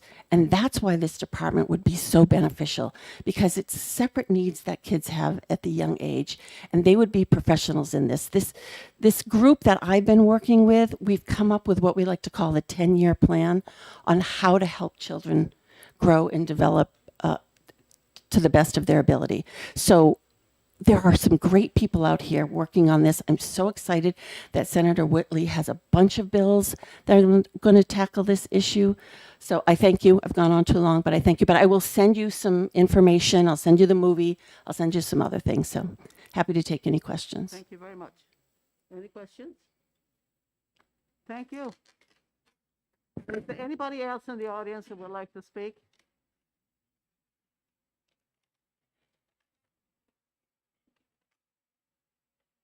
Morning, Madam Chair, members of the committee. Thank you for an opportunity. I wasn't signed up to speak, but I thought perhaps I could share some information that might be helpful to the committee. My name is Deborah Nelson. I am the Bureau Chief for the Bureau of Child Development and Head Start Collaboration, where a lot of early childhood work happens, and a lot of effort goes into trying to make sure that in the state we can do that as well as possible with as much high quality. There are 4 points that I would like to make, having listened to some testimony. Actually, I was originally just coming up to talk about the workforce issue that the senator mentioned. Yes, we are in a workforce crisis across this nation in every industry, including childcare, including Head Start, including teachers, including health system, everything. And so how can you possibly look to expand when you can't get the workers to fill the spaces you have now? Well, I say we do an and versus an or. Let's do both. Let's make more opportunities available to families and children that want them and can benefit from them, while at the same time working really, really hard to fill those, to attract and retain high quality early childhood educators and to work in the workforce. So I just wanted to mention, one of my colleagues mentioned the ARPA discretionary funds. We went through a very lengthy process with lots of public input about how to spend that roughly, $29 million in ARPA discretionary that was aimed at building a system that's stronger, better, and high quality. In the words of the federal government, that's what those funds were to be used for, as opposed to ARPA stabilization, which was get the money out there, help people keep the doors open, help children able to continue, parents able to work. So those were, get money out, let them fund their operations. These dollars play the long game of let's really work hard to have a robust system with a lot of, state and local support to meet the needs in a high quality way. So that's what we're doing. So part of ARPA-D has a significant amount of funding allocated to attracting, retaining, and supporting the workforce for early care and education, including helping them get their credentials, helping them take courses, free classes online, helping them meet the health and safety standards that are so critical and foundational to all of our programs. We want our children to be in places that are healthy and safe. And that, and the gentleman before mentioned, why does it cost so much? Well, we know that quality does cost money. So what do we do about that? We don't try to raise prices on parents. We try to wrap around funds and do mixed funding and bring different resources to bear to support the programs to do their work in high quality. So in the next week or two, the department should be releasing the ARPA-D discretionary, a series of requests for applications or proposals to do this work, to build systems, to support the workforce, to build quality. And yes, we put in ARPA-D to do a pre-K pilot to look at, what it would take, to design and implement and evaluate a pilot pre-K program for New Hampshire that is mixed delivery, as my colleagues and previous speakers did talk about. And it needs to be designed the New Hampshire way. There's lots of models out there. States do things differently. Where New Hampshire, we do it the New Hampshire way. We build it to meet the needs of families and children and to support the providers and programs. So it would be open to any public-private program. It could be a child care center, it could be Head Start, it could be public pre-K, it could be public private pre-K that can meet quality standards, which leads me to my next point. What is quality? What is high quality? And it's interesting you asked that question, because at one point, the former council, that was the governor's council, came up with a definition of quality for the state, but it's being modified as we look at how it's defined nationally, especially around pre-K. And there's lots of different indicators to look at quality. You can look at child outcomes, you can look at program outcomes. And in fact, my colleague, Deputy Commissioner Brennan, talked about the Department of Ed looking at child outcomes. Well, in childcare, we don't have a lot of capacity to look at child outcomes right now, although we want to. So we focus on program standards and outcomes. Like if you have a high quality environment and you promote social emotional development, then you're highly likely to have a high quality environment. So we'll be looking across the board. And if I could direct your attention on page 3 to line 31, the department shall require that pre-K program awarded grants demonstrate that they offer high quality pre-K kindergarten in line with the elements of high quality identified by New Hampshire's Preschool Development Grant Pre-Kindergarten Task Force, which we're just about to launch. So, as often happens, great minds think alike. Legislators put in a bill, let's do a pilot. Well, the department, working together with our colleagues at Education, actually have been planning this pilot for 3 years, but have waited because of because of COVID. It just wasn't possible to go down this road. But we are going to convene a task force to design this pilot and to help define quality and what indicators are right for New Hampshire's children and families. But I would also venture to say, a gentleman before me spoke to, there are no studies that show good outcomes.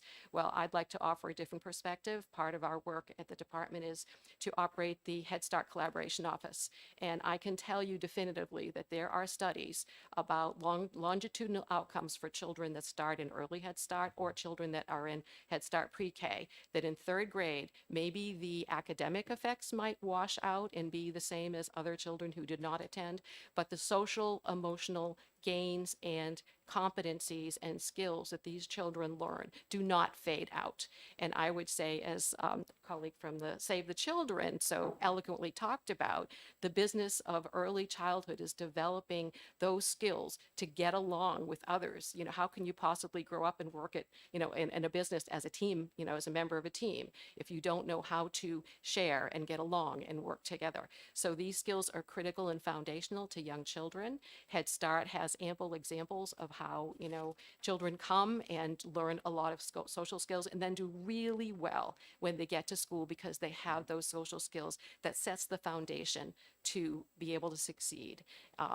And also learning how to learn, not just learning academics, but how do you teach children how to learn? Head Start does that very well.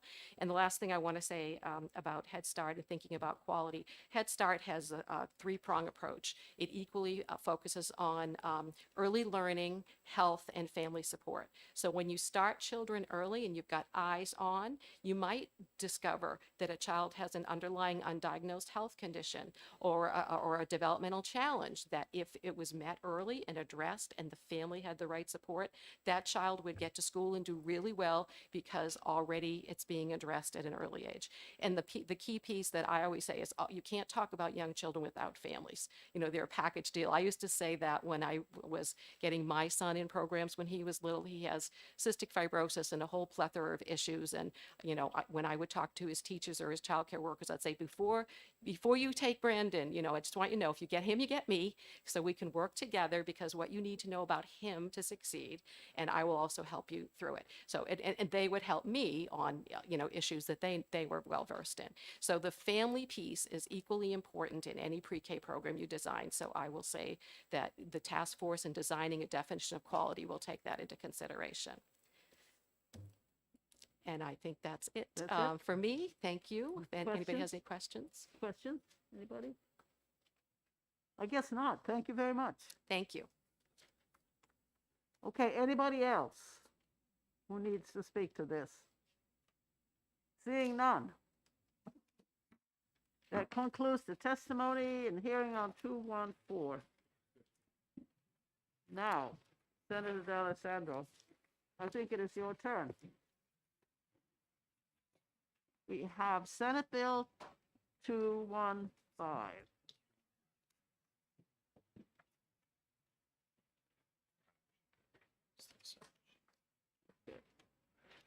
You can have this. Want this pulled out or? Thank you. Yeah, that's right. Thanks. Oh, they almost. Okay. Oof. Jesus. Thank you.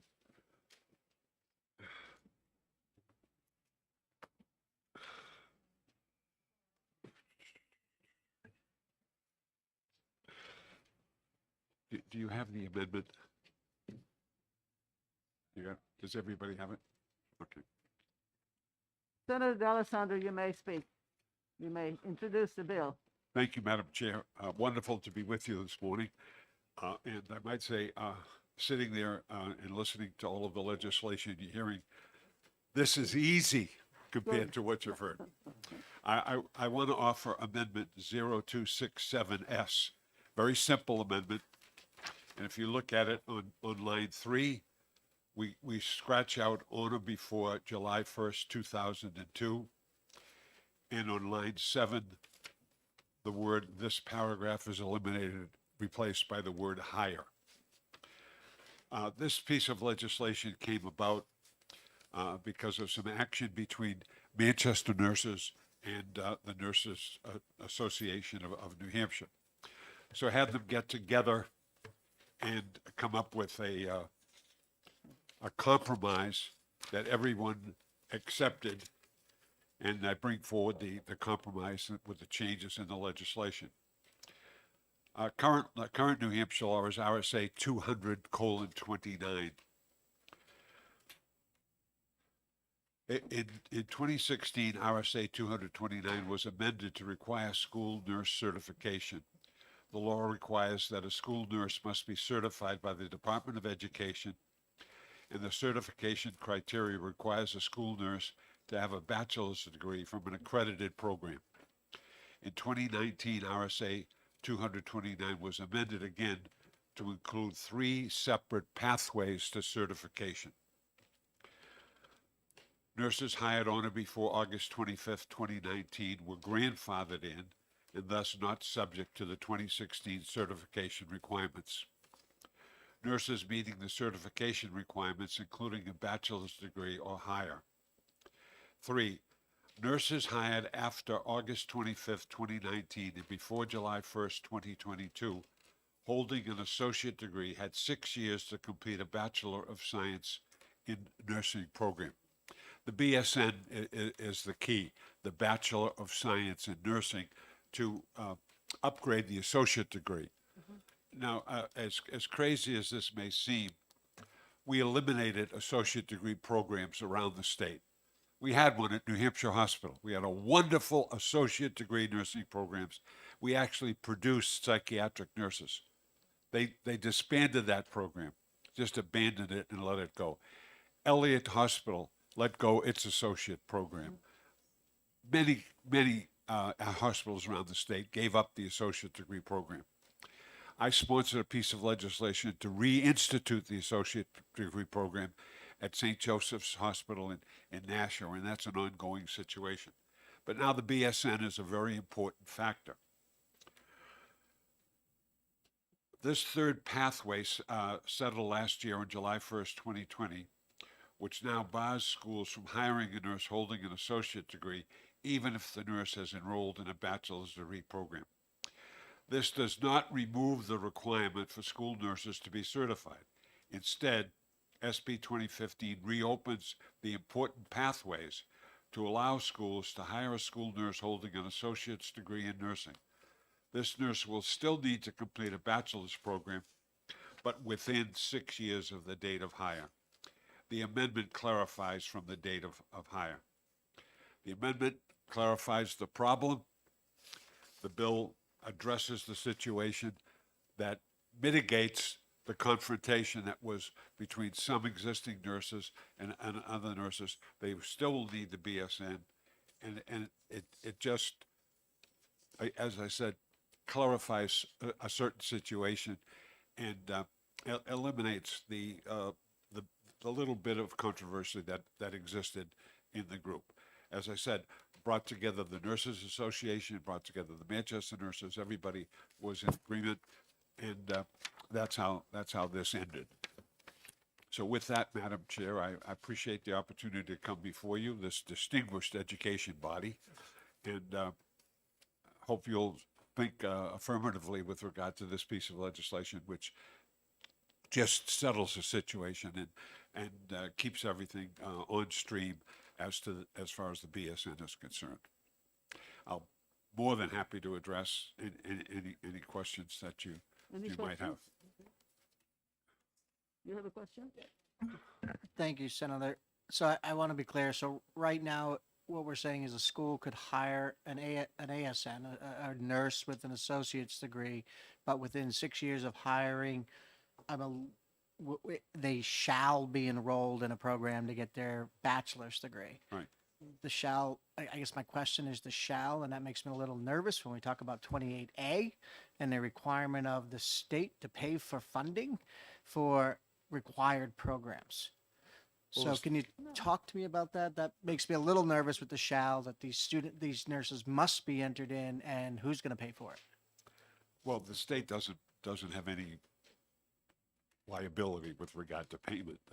You get the BSN on your own, and the program is consistent with what's happening in the nursing profession, and the BSN is a requirement because of the technical skills that nurses are required to have to deal with the modern medicine of today. And I can tell you this: in the past 6 months, I've had 3 surgeries, life-threatening surgery on my neck, another surgery on my knee, and another surgery having to do with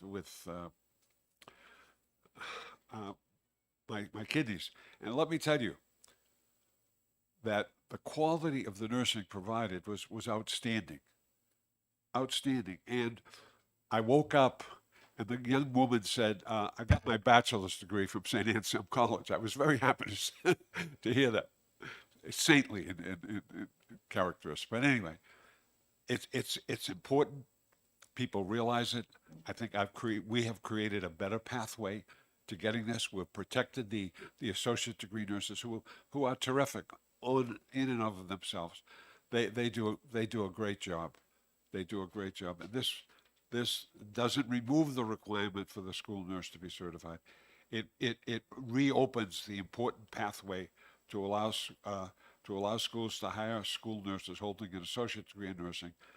The nurse still needs to complete a bachelor's program, but within the 6-year date of hire. I think it's a very good thing for all concerned. And as I said, by changing just a couple of things here, a couple of sentences, what we've done is we've mitigated the hostility that exists between the associate degree nurses who are in place in this specific to Manchester and others. So I think we're on the right path, Senator Lang. Thank you.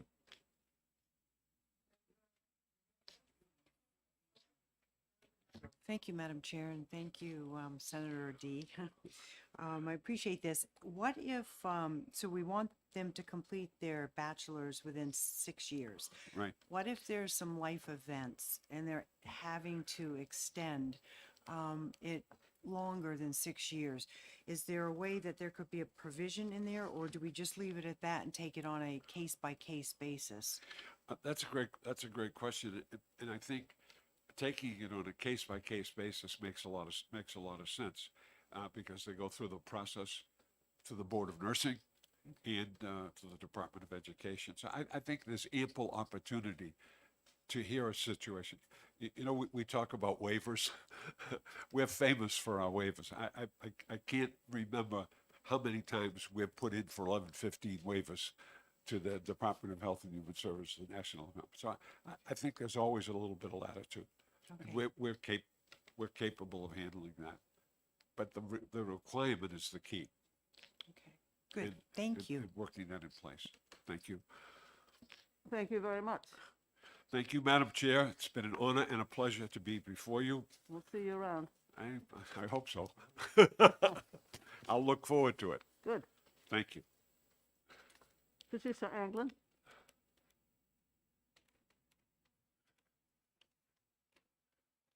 Who's next?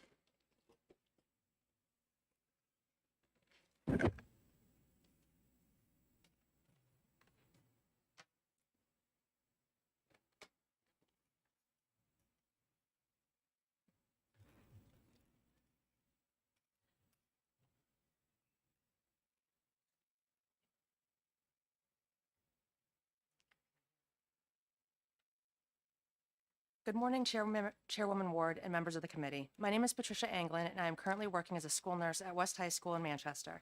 I've been a registered nurse for 15 years. 11 of those years have been spent in the Manchester School District working with students. I'm here today to ask for your support for Senate Bill 215, which is aimed at addressing a severe shortage of school nurses in Manchester and shortages in communities throughout the state. The bill reflects a compromise worked out in advance between all concerned parties. I have submitted detailed written testimony, which I respectfully ask you to review before acting on this legislation. But I would like to touch upon a few key points included in that testimony. As of July 1st, 2022, all school nurses hired in the state of New Hampshire must have a bachelor's degree or higher and be certified through the DOE. While this state does not require schools to be staffed with nurses, it is of course preferred to having an administrator with little or no medical training attempting to meet the increasingly complex medical needs of students. And it's particularly preferred to have a nurse in an emergency situation. The trouble is, school districts are struggling to hire nurses, and the requirement of a bachelor's degree is a contributing factor to that problem. I believe that the original law was well-intentioned but misguided for a multitude of reasons, and I believe my personal story illustrates exactly why. I am currently an associate level nurse who graduated from the community college system here in New Hampshire. I'm also currently working towards my bachelor's degree and have just 4 classes remaining to complete my degree. In all honesty, I have yet to take a class in my bachelor's program that would have better prepared me for being a school nurse. I have received the education and training I needed through my associate's degree and on-the-job experience. That, combined with my personal ethics and morals, is what helps me provide quality nursing care. Through my 15 years as a registered nurse, I have met good and poor nurses and firmly believe that the difference between an associate and bachelor's degree has no bearing on the difference between the two. I also believe that the law, as is, can have the unforeseen consequences of being discriminatory against many in society, such as single parents and those who live in low-income areas or come from low-income families who cannot afford the tuition to a school with a bachelor's program. It's also important to note that the New Hampshire Board of Nursing does not differentiate between an associate level and bachelor's level RN regarding licensure and ability to care for patients.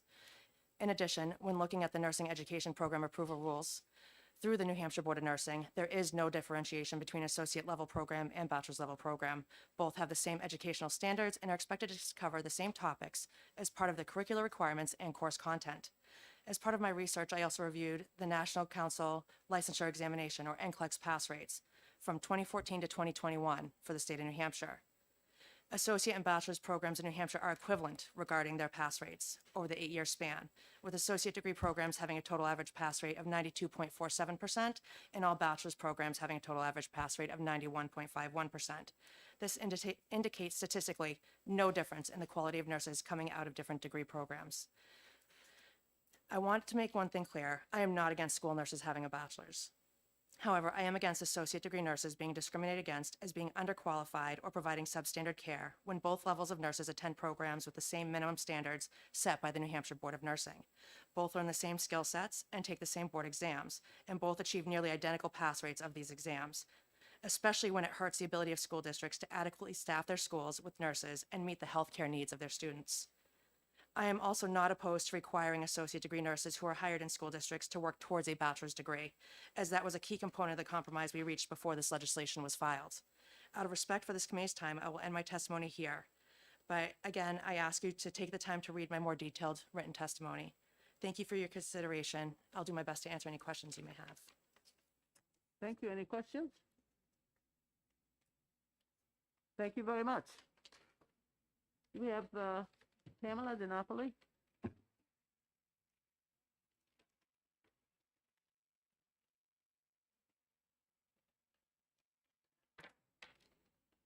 Thank you, Chairman Ward. My name is Pam DiNapoli. I am representing the New Hampshire Nurses Association Commission on Government Affairs. I am also a per diem school nurse in the Manchester district, and I teach school nursing at Elms College. And essentially, I'm here to answer your questions. From a national perspective, I have my written testimony I can forward to you. The American Associations of College of Nursing, the National Association of School Nurses, the American Nurses Association, and the Tri-Council of Nursing and have all endorsed the bachelor's degree as the entry level into practice. Several of us here today were part of the rulemaking of this initial legislation led by Barbara French. Some of you may know Barbara, who passed away recently. And we never meant for this bill to be exclusionary. We really meant for it to be forward-thinking in terms of having the best prepared school nurses that we could. So if you think about 2016, 2017, when we were writing the rules, there was really no opposition to the 6 years of getting your bachelor's degree. Most of our programs in New Hampshire have dual enrollment, or they have articulated agreements. So associate degrees at that time were moving pretty swiftly into the bachelor's degree. So for those of us in rulemaking, the 6 years made perfect sense. It didn't mean to be exclusionary with the language of the date of July 2016 so that it would sunset in 2022 and then no ADN nurses would be hired. Our intent was that ADN nurses could be hired, but that they would all be required to get the bachelor's degree. So now that we have a workforce shortage, it's clear that we need to open the doors for everybody, but it's also clear that the complexity of nursing care requires that bachelor's degree. So as Nurse Anglin said, as the negotiation for this bill, we really want to make sure that we retain the certification requirement.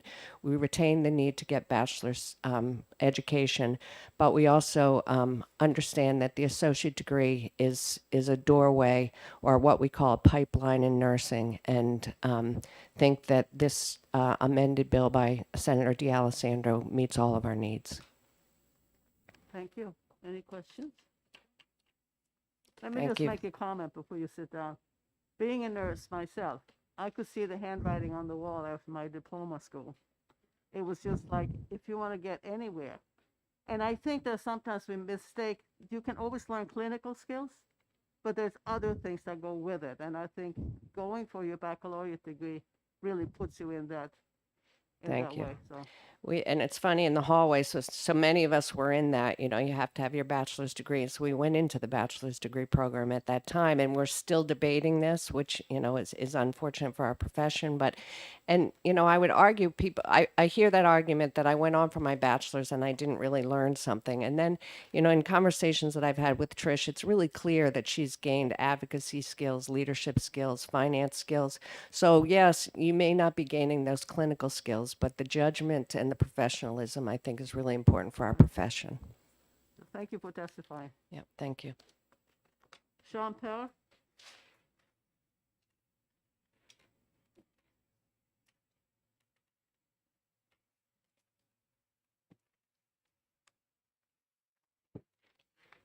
Hello again. Thanks to the committee for letting me speak. My name is Sean Parr. I'm on the Manchester School Board, where I sit on the Policy Committee and chair the Education Legislation Committee.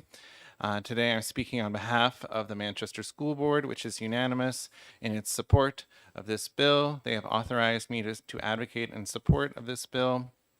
I won't belabor the point. I think it's already been made that because of the workforce shortage, we have had to scramble in order to staff our schools with school nurses across our 21 schools. And this change to the RSA will allow us the flexibility to have hires that keep our schools fully staffed without needing as many contracted nurses to fill those positions there. So we find it's very important to have that flexibility right now, and we thank you for your consideration. Okay, thank you. Any questions? Seeing none, thank you. James Durkin?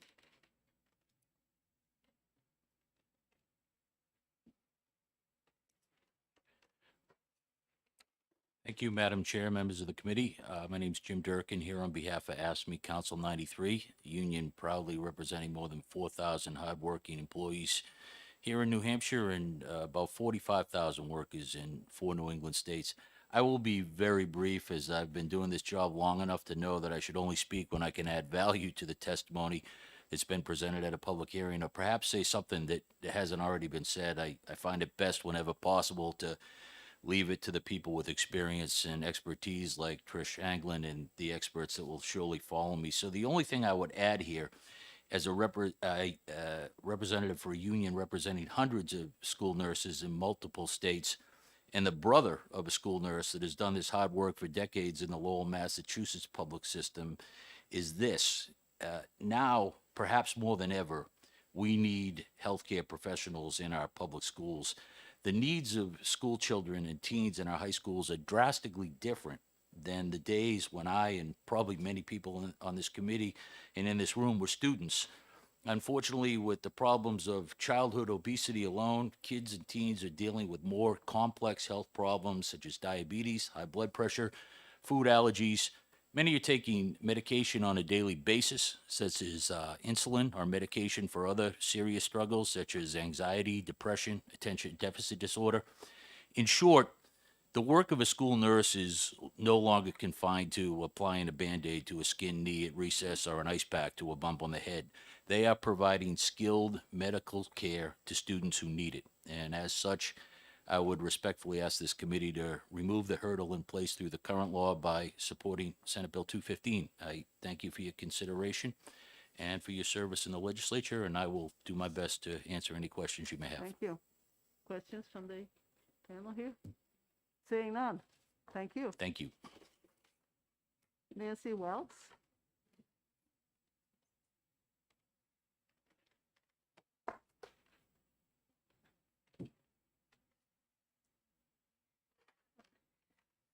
Thank you, Madam Chairperson, and it's nice to be here with the committee.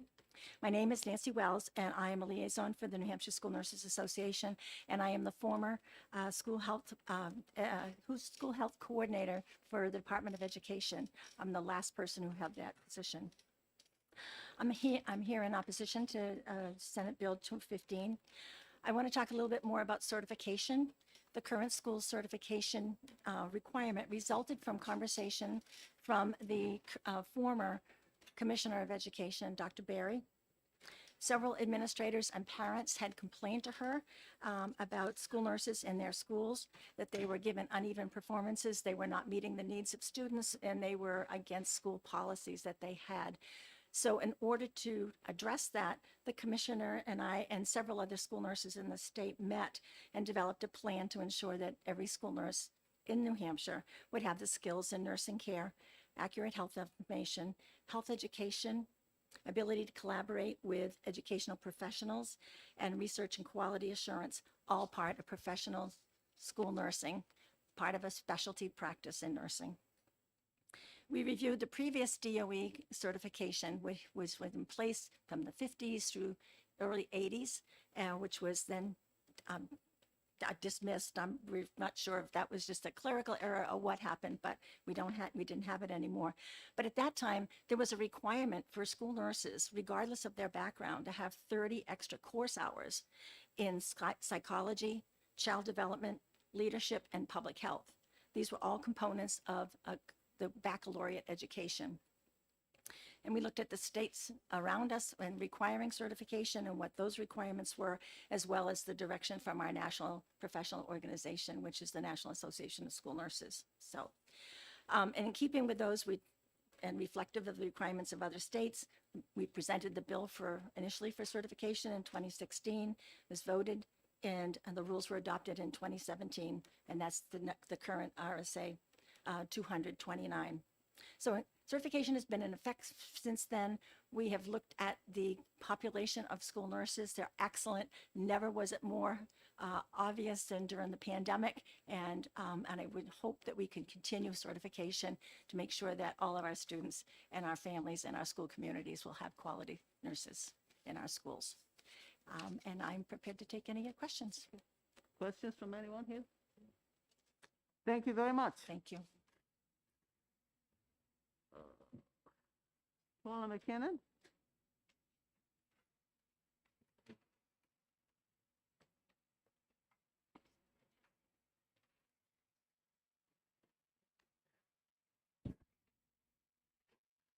Thank you, Madam Chair, and it's a pleasure to be here before the Senate Education Committee. I am Paula McKinnon. I am the past president of the New Hampshire School Nurses Association, have been a school nurse for 30 years here in New Hampshire, and was a part of the original committee that did put forth the school nurse certification bill, the original one back in 2016. I want to reiterate that all this amendment does, and it sounds like both parties agree, is that the line must have a bachelor's by July 1st of 2022. We're looking to strike that so that moving forward, all school districts would still be able to hire the associate's degree nurse. And we are in agreement, the New Hampshire School Nurse Association, with this amendment because we do foresee that the future is going to bring an even worsening workforce shortage across New Hampshire. We feel that currently, and I'm just going to give you a synopsis of what current school nurse openings that there are, and I got these from searching everywhere that schools advertise jobs, School Spring, New Hampshire Ed Jobs, Indeed, Frontline, et cetera, et cetera. Currently, yes, we do know that Manchester is actually many of their schools, and I think Trish alluded to there were 8 schools that currently have agency nurses in them because they were unable to find the ADN nurse willing to take the job and to work toward their bachelor's. And that situation would be worsened tenfold, actually, if this law is not amended and they're only allowed to hire bachelor's nurses. Now, the next one I'll speak about is Hinsdale, which has been open since the beginning of the school year. They've been unable to find a nurse. And I spoke with the former Hinsdale nurse who left that job, and she said, Paula, I really, really loved school nursing, but I can't do it. I've got a family to feed, and the pay just isn't there. It isn't enough. And I'd like to also suggest that Manchester could be in the same situation. If you pull the Manchester contracts, you'll see that they are one of the lowest paid in the state as far as their nursing staff. We have Cutler Elementary in Swansea that's been open since about December. We have the Derry Village School that's been open since the beginning of December. Pinkerton, since the beginning of January, is looking for one nurse to supplement their 4 nursing staff. The Paul School, which is a private school, has been looking since, I believe, October, but they are covered because their current nurses agreed to stay. So those were the only full-time school nurse positions that we could find that are still open. And again, I would suggest that Manchester needs to consider its pay, or they're going to be in the same boat as Hinsdale and unable to find anyone at all. One thing that hasn't been mentioned is that the bachelor's for our nurses brings them in line with the rest of the school population, because we would never consider hiring a teacher that didn't have a bachelor's, and this brings them up to that level. And at risk of repeating what other people have, I'll stop there. And are there any questions? Senator Genjo? Thank you, Madam Chair, and thank you for coming to testify. Question I have, and it's been mentioned a couple times, I'm using agency nurses. Now, it's our understanding that like traveling nurses or agency nurses, there's a higher cost to that. Yes, absolutely is a higher cost. So with that, with a trickle-down effect, now it's a greater tax impact to the town on the school budgets. So school budgets are having to up their budget in order to cover that. Am I correct? That is absolutely correct. Agency nurses would, the nurse herself is probably making $45 an hour, but the agency is making much more than that in order to pay the nurse. And if we use that as an example, in Manchester, they would be better served to be putting those monies, obviously, toward the nurses that they have. But in addition to that, you'll notice that there's, well, I've noticed that there's been many more agencies starting to form to correct the nurse force shortage, when actually I don't believe it's helping at all. But in addition to that, these agency nurses, there's in and of itself is proof that there are nurses out there. It's just a matter of who's going to pay them more. Yeah. Okay. Any other questions? Seeing none, thank you very much. Thank you. Drew Klein.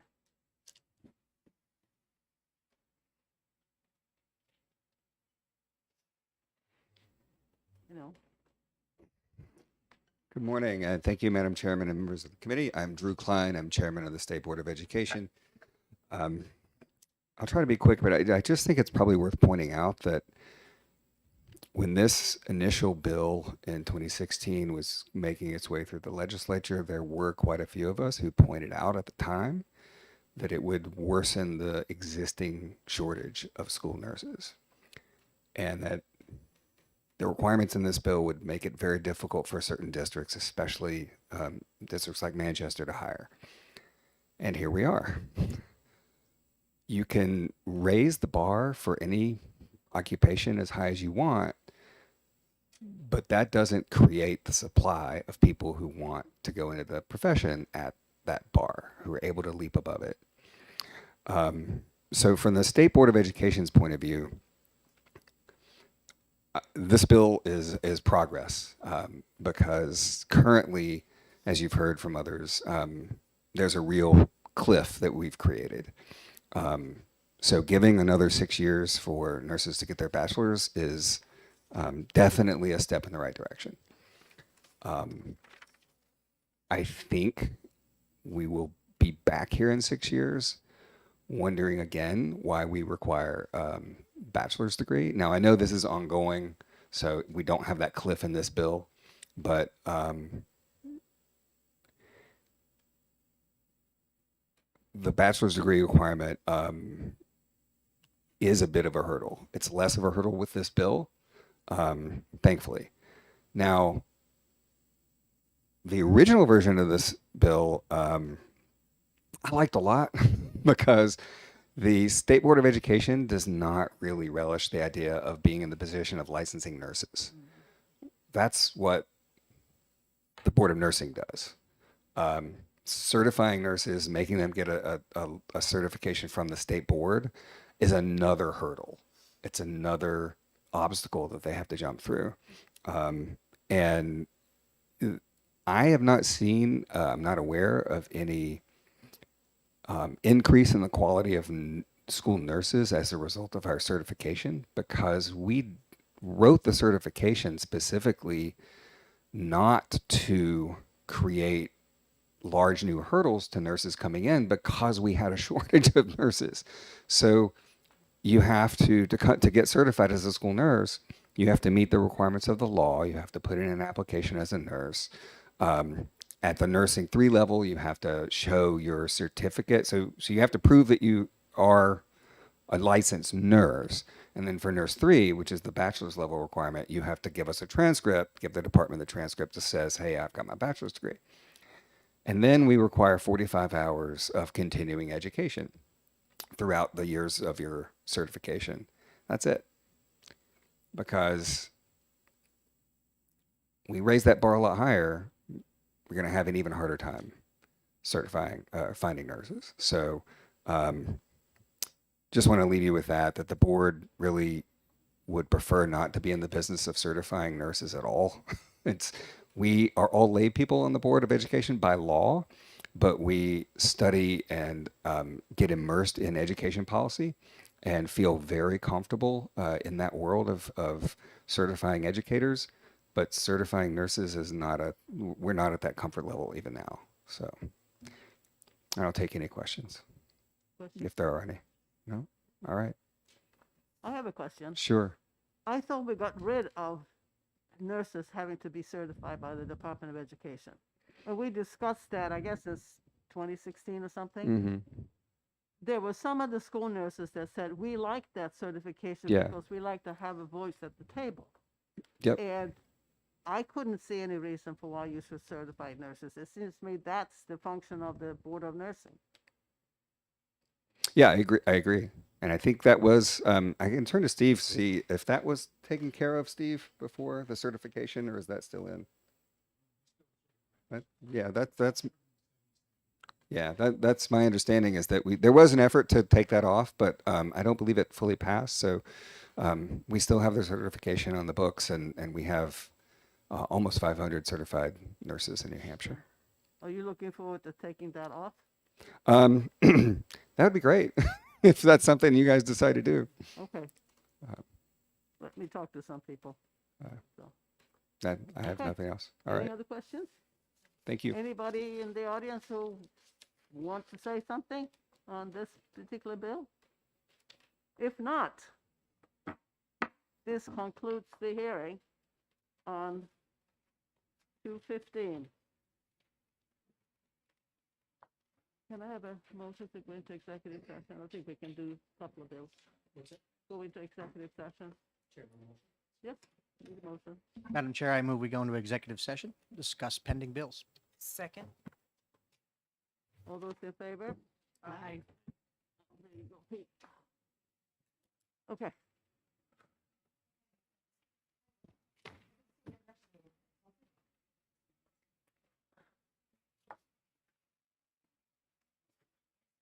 '93 is one that we can deal with. Okay. And I will ask for a motion to re-refer on 93. So moved, Madam Chair. To move to re-refer Senate Bill 93. Is there a second? I'll second.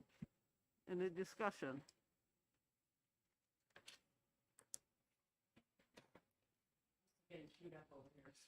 So if you remember, Senate Bill 93 had to do with special education in charter schools. And there was a lot of conversation, a lot of confusion about becoming what would happen when a child became the responsibility of the charter school versus the public school.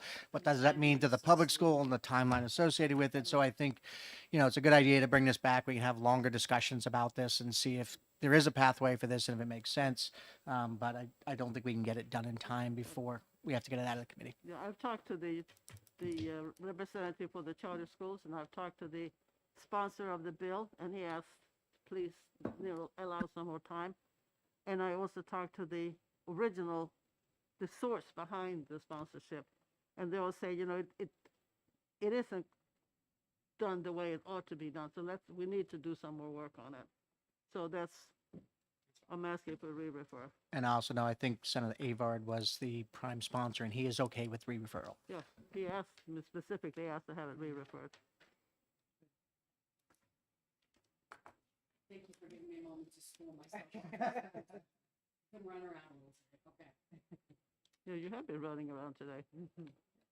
So. Okay, so we have a motion, and we have a second, and we have had the discussion.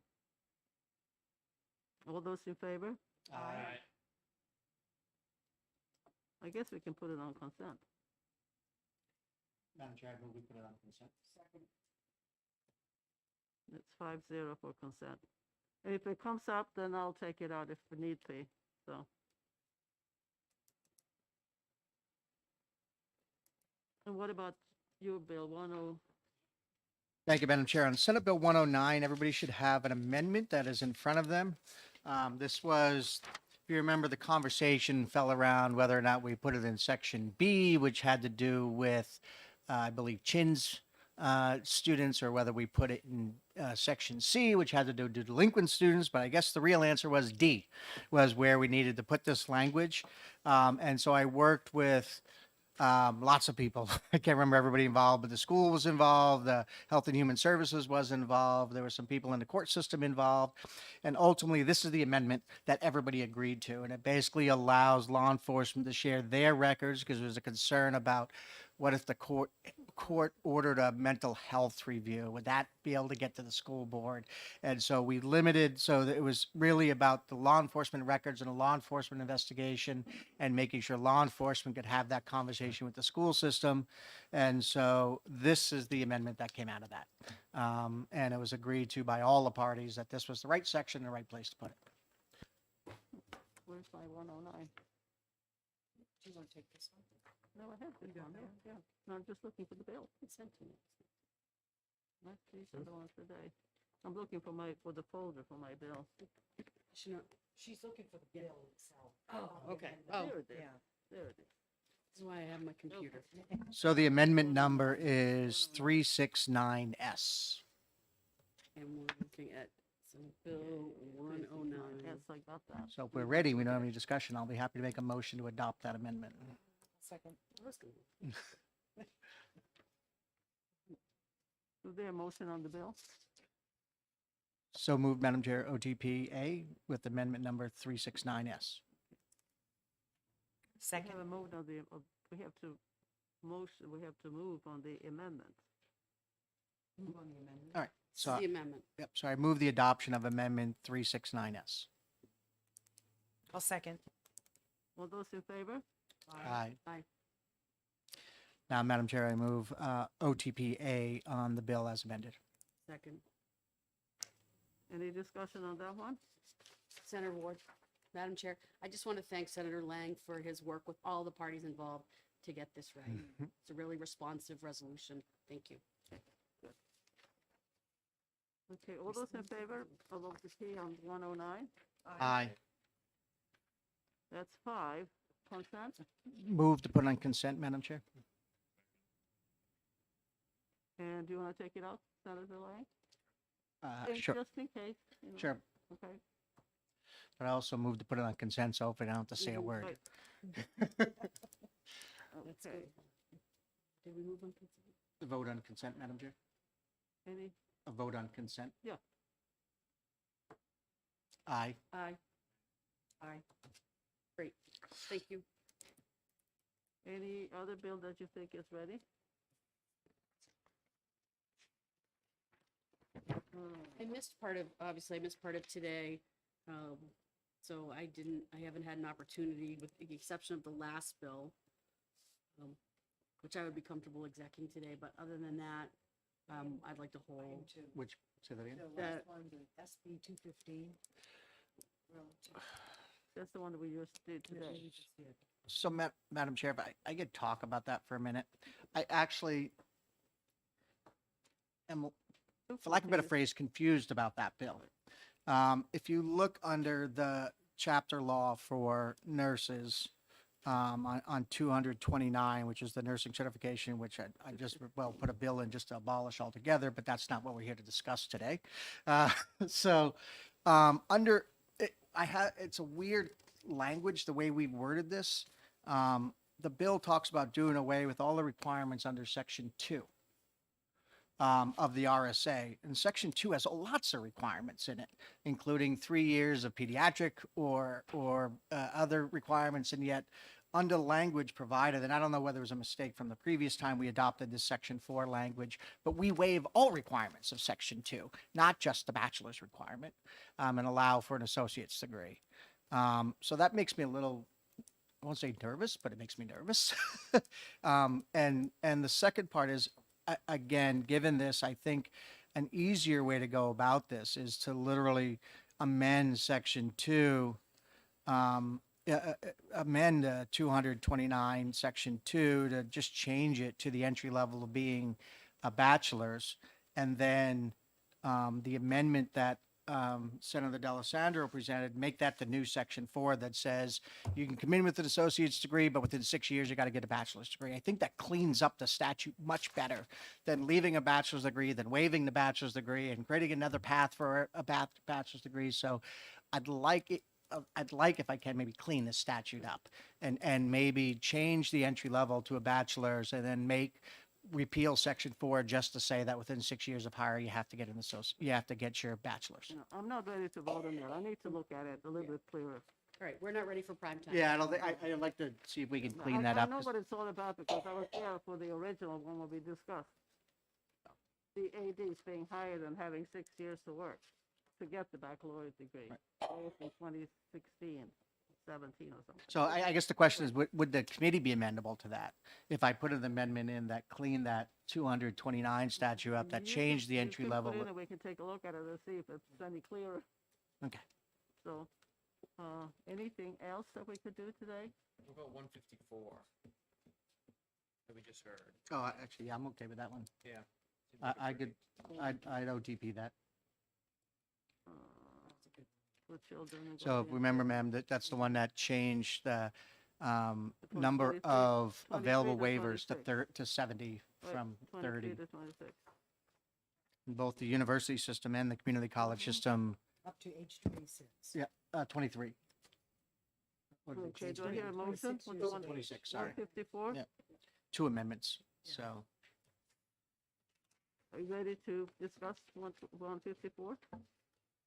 The one that we just discussed today? Yeah. Okay, what's the motion on the bill? Which one we're You talking just- about? You wanted 154, or you wanted 154? Well, we have to adopt the amendment first, don't Do we have the amendment? we? 0341, please. Mm. Person. 0341. This one. Yeah, right. Okay, Move to adopt 0341. I'll second. any discussion? Seeing none, are you ready to vote on the amendment? All those in favor? Aye. Aye. That's 5-0. And then we have the bill. 154 FN.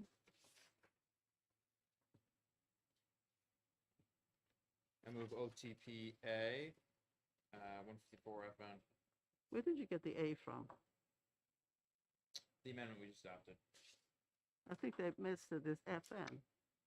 It's supposed to be 154 FN. What's the question? Yeah, so where do you get the A from? Oh, I was adopt. Is that not a Senate term? Do we say OTPA in the Senate or no? No, Oh. it just says OCP. We say it in the House. Oh, okay. Sorry, you can take Okay. the member out of the House, but you can't take the. Okay, so have a motion on the bill on 154 FN. Second. O2P? OTP? We have a second. Any discussion, See? any discussion on the bill?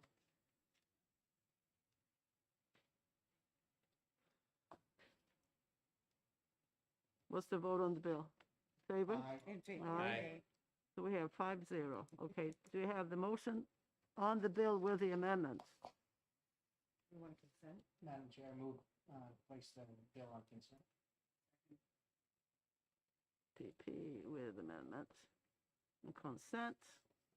Aye. Aye. That's 5-0. Great. Thank you very much. I think that's it. Thank you. I'll do that. Okay, you can take it out. Well, thank you all for coming and for your good work. Well, thank you. Thanks for your We have leadership. a few minutes before the next one. And thank you, Pete. Questions?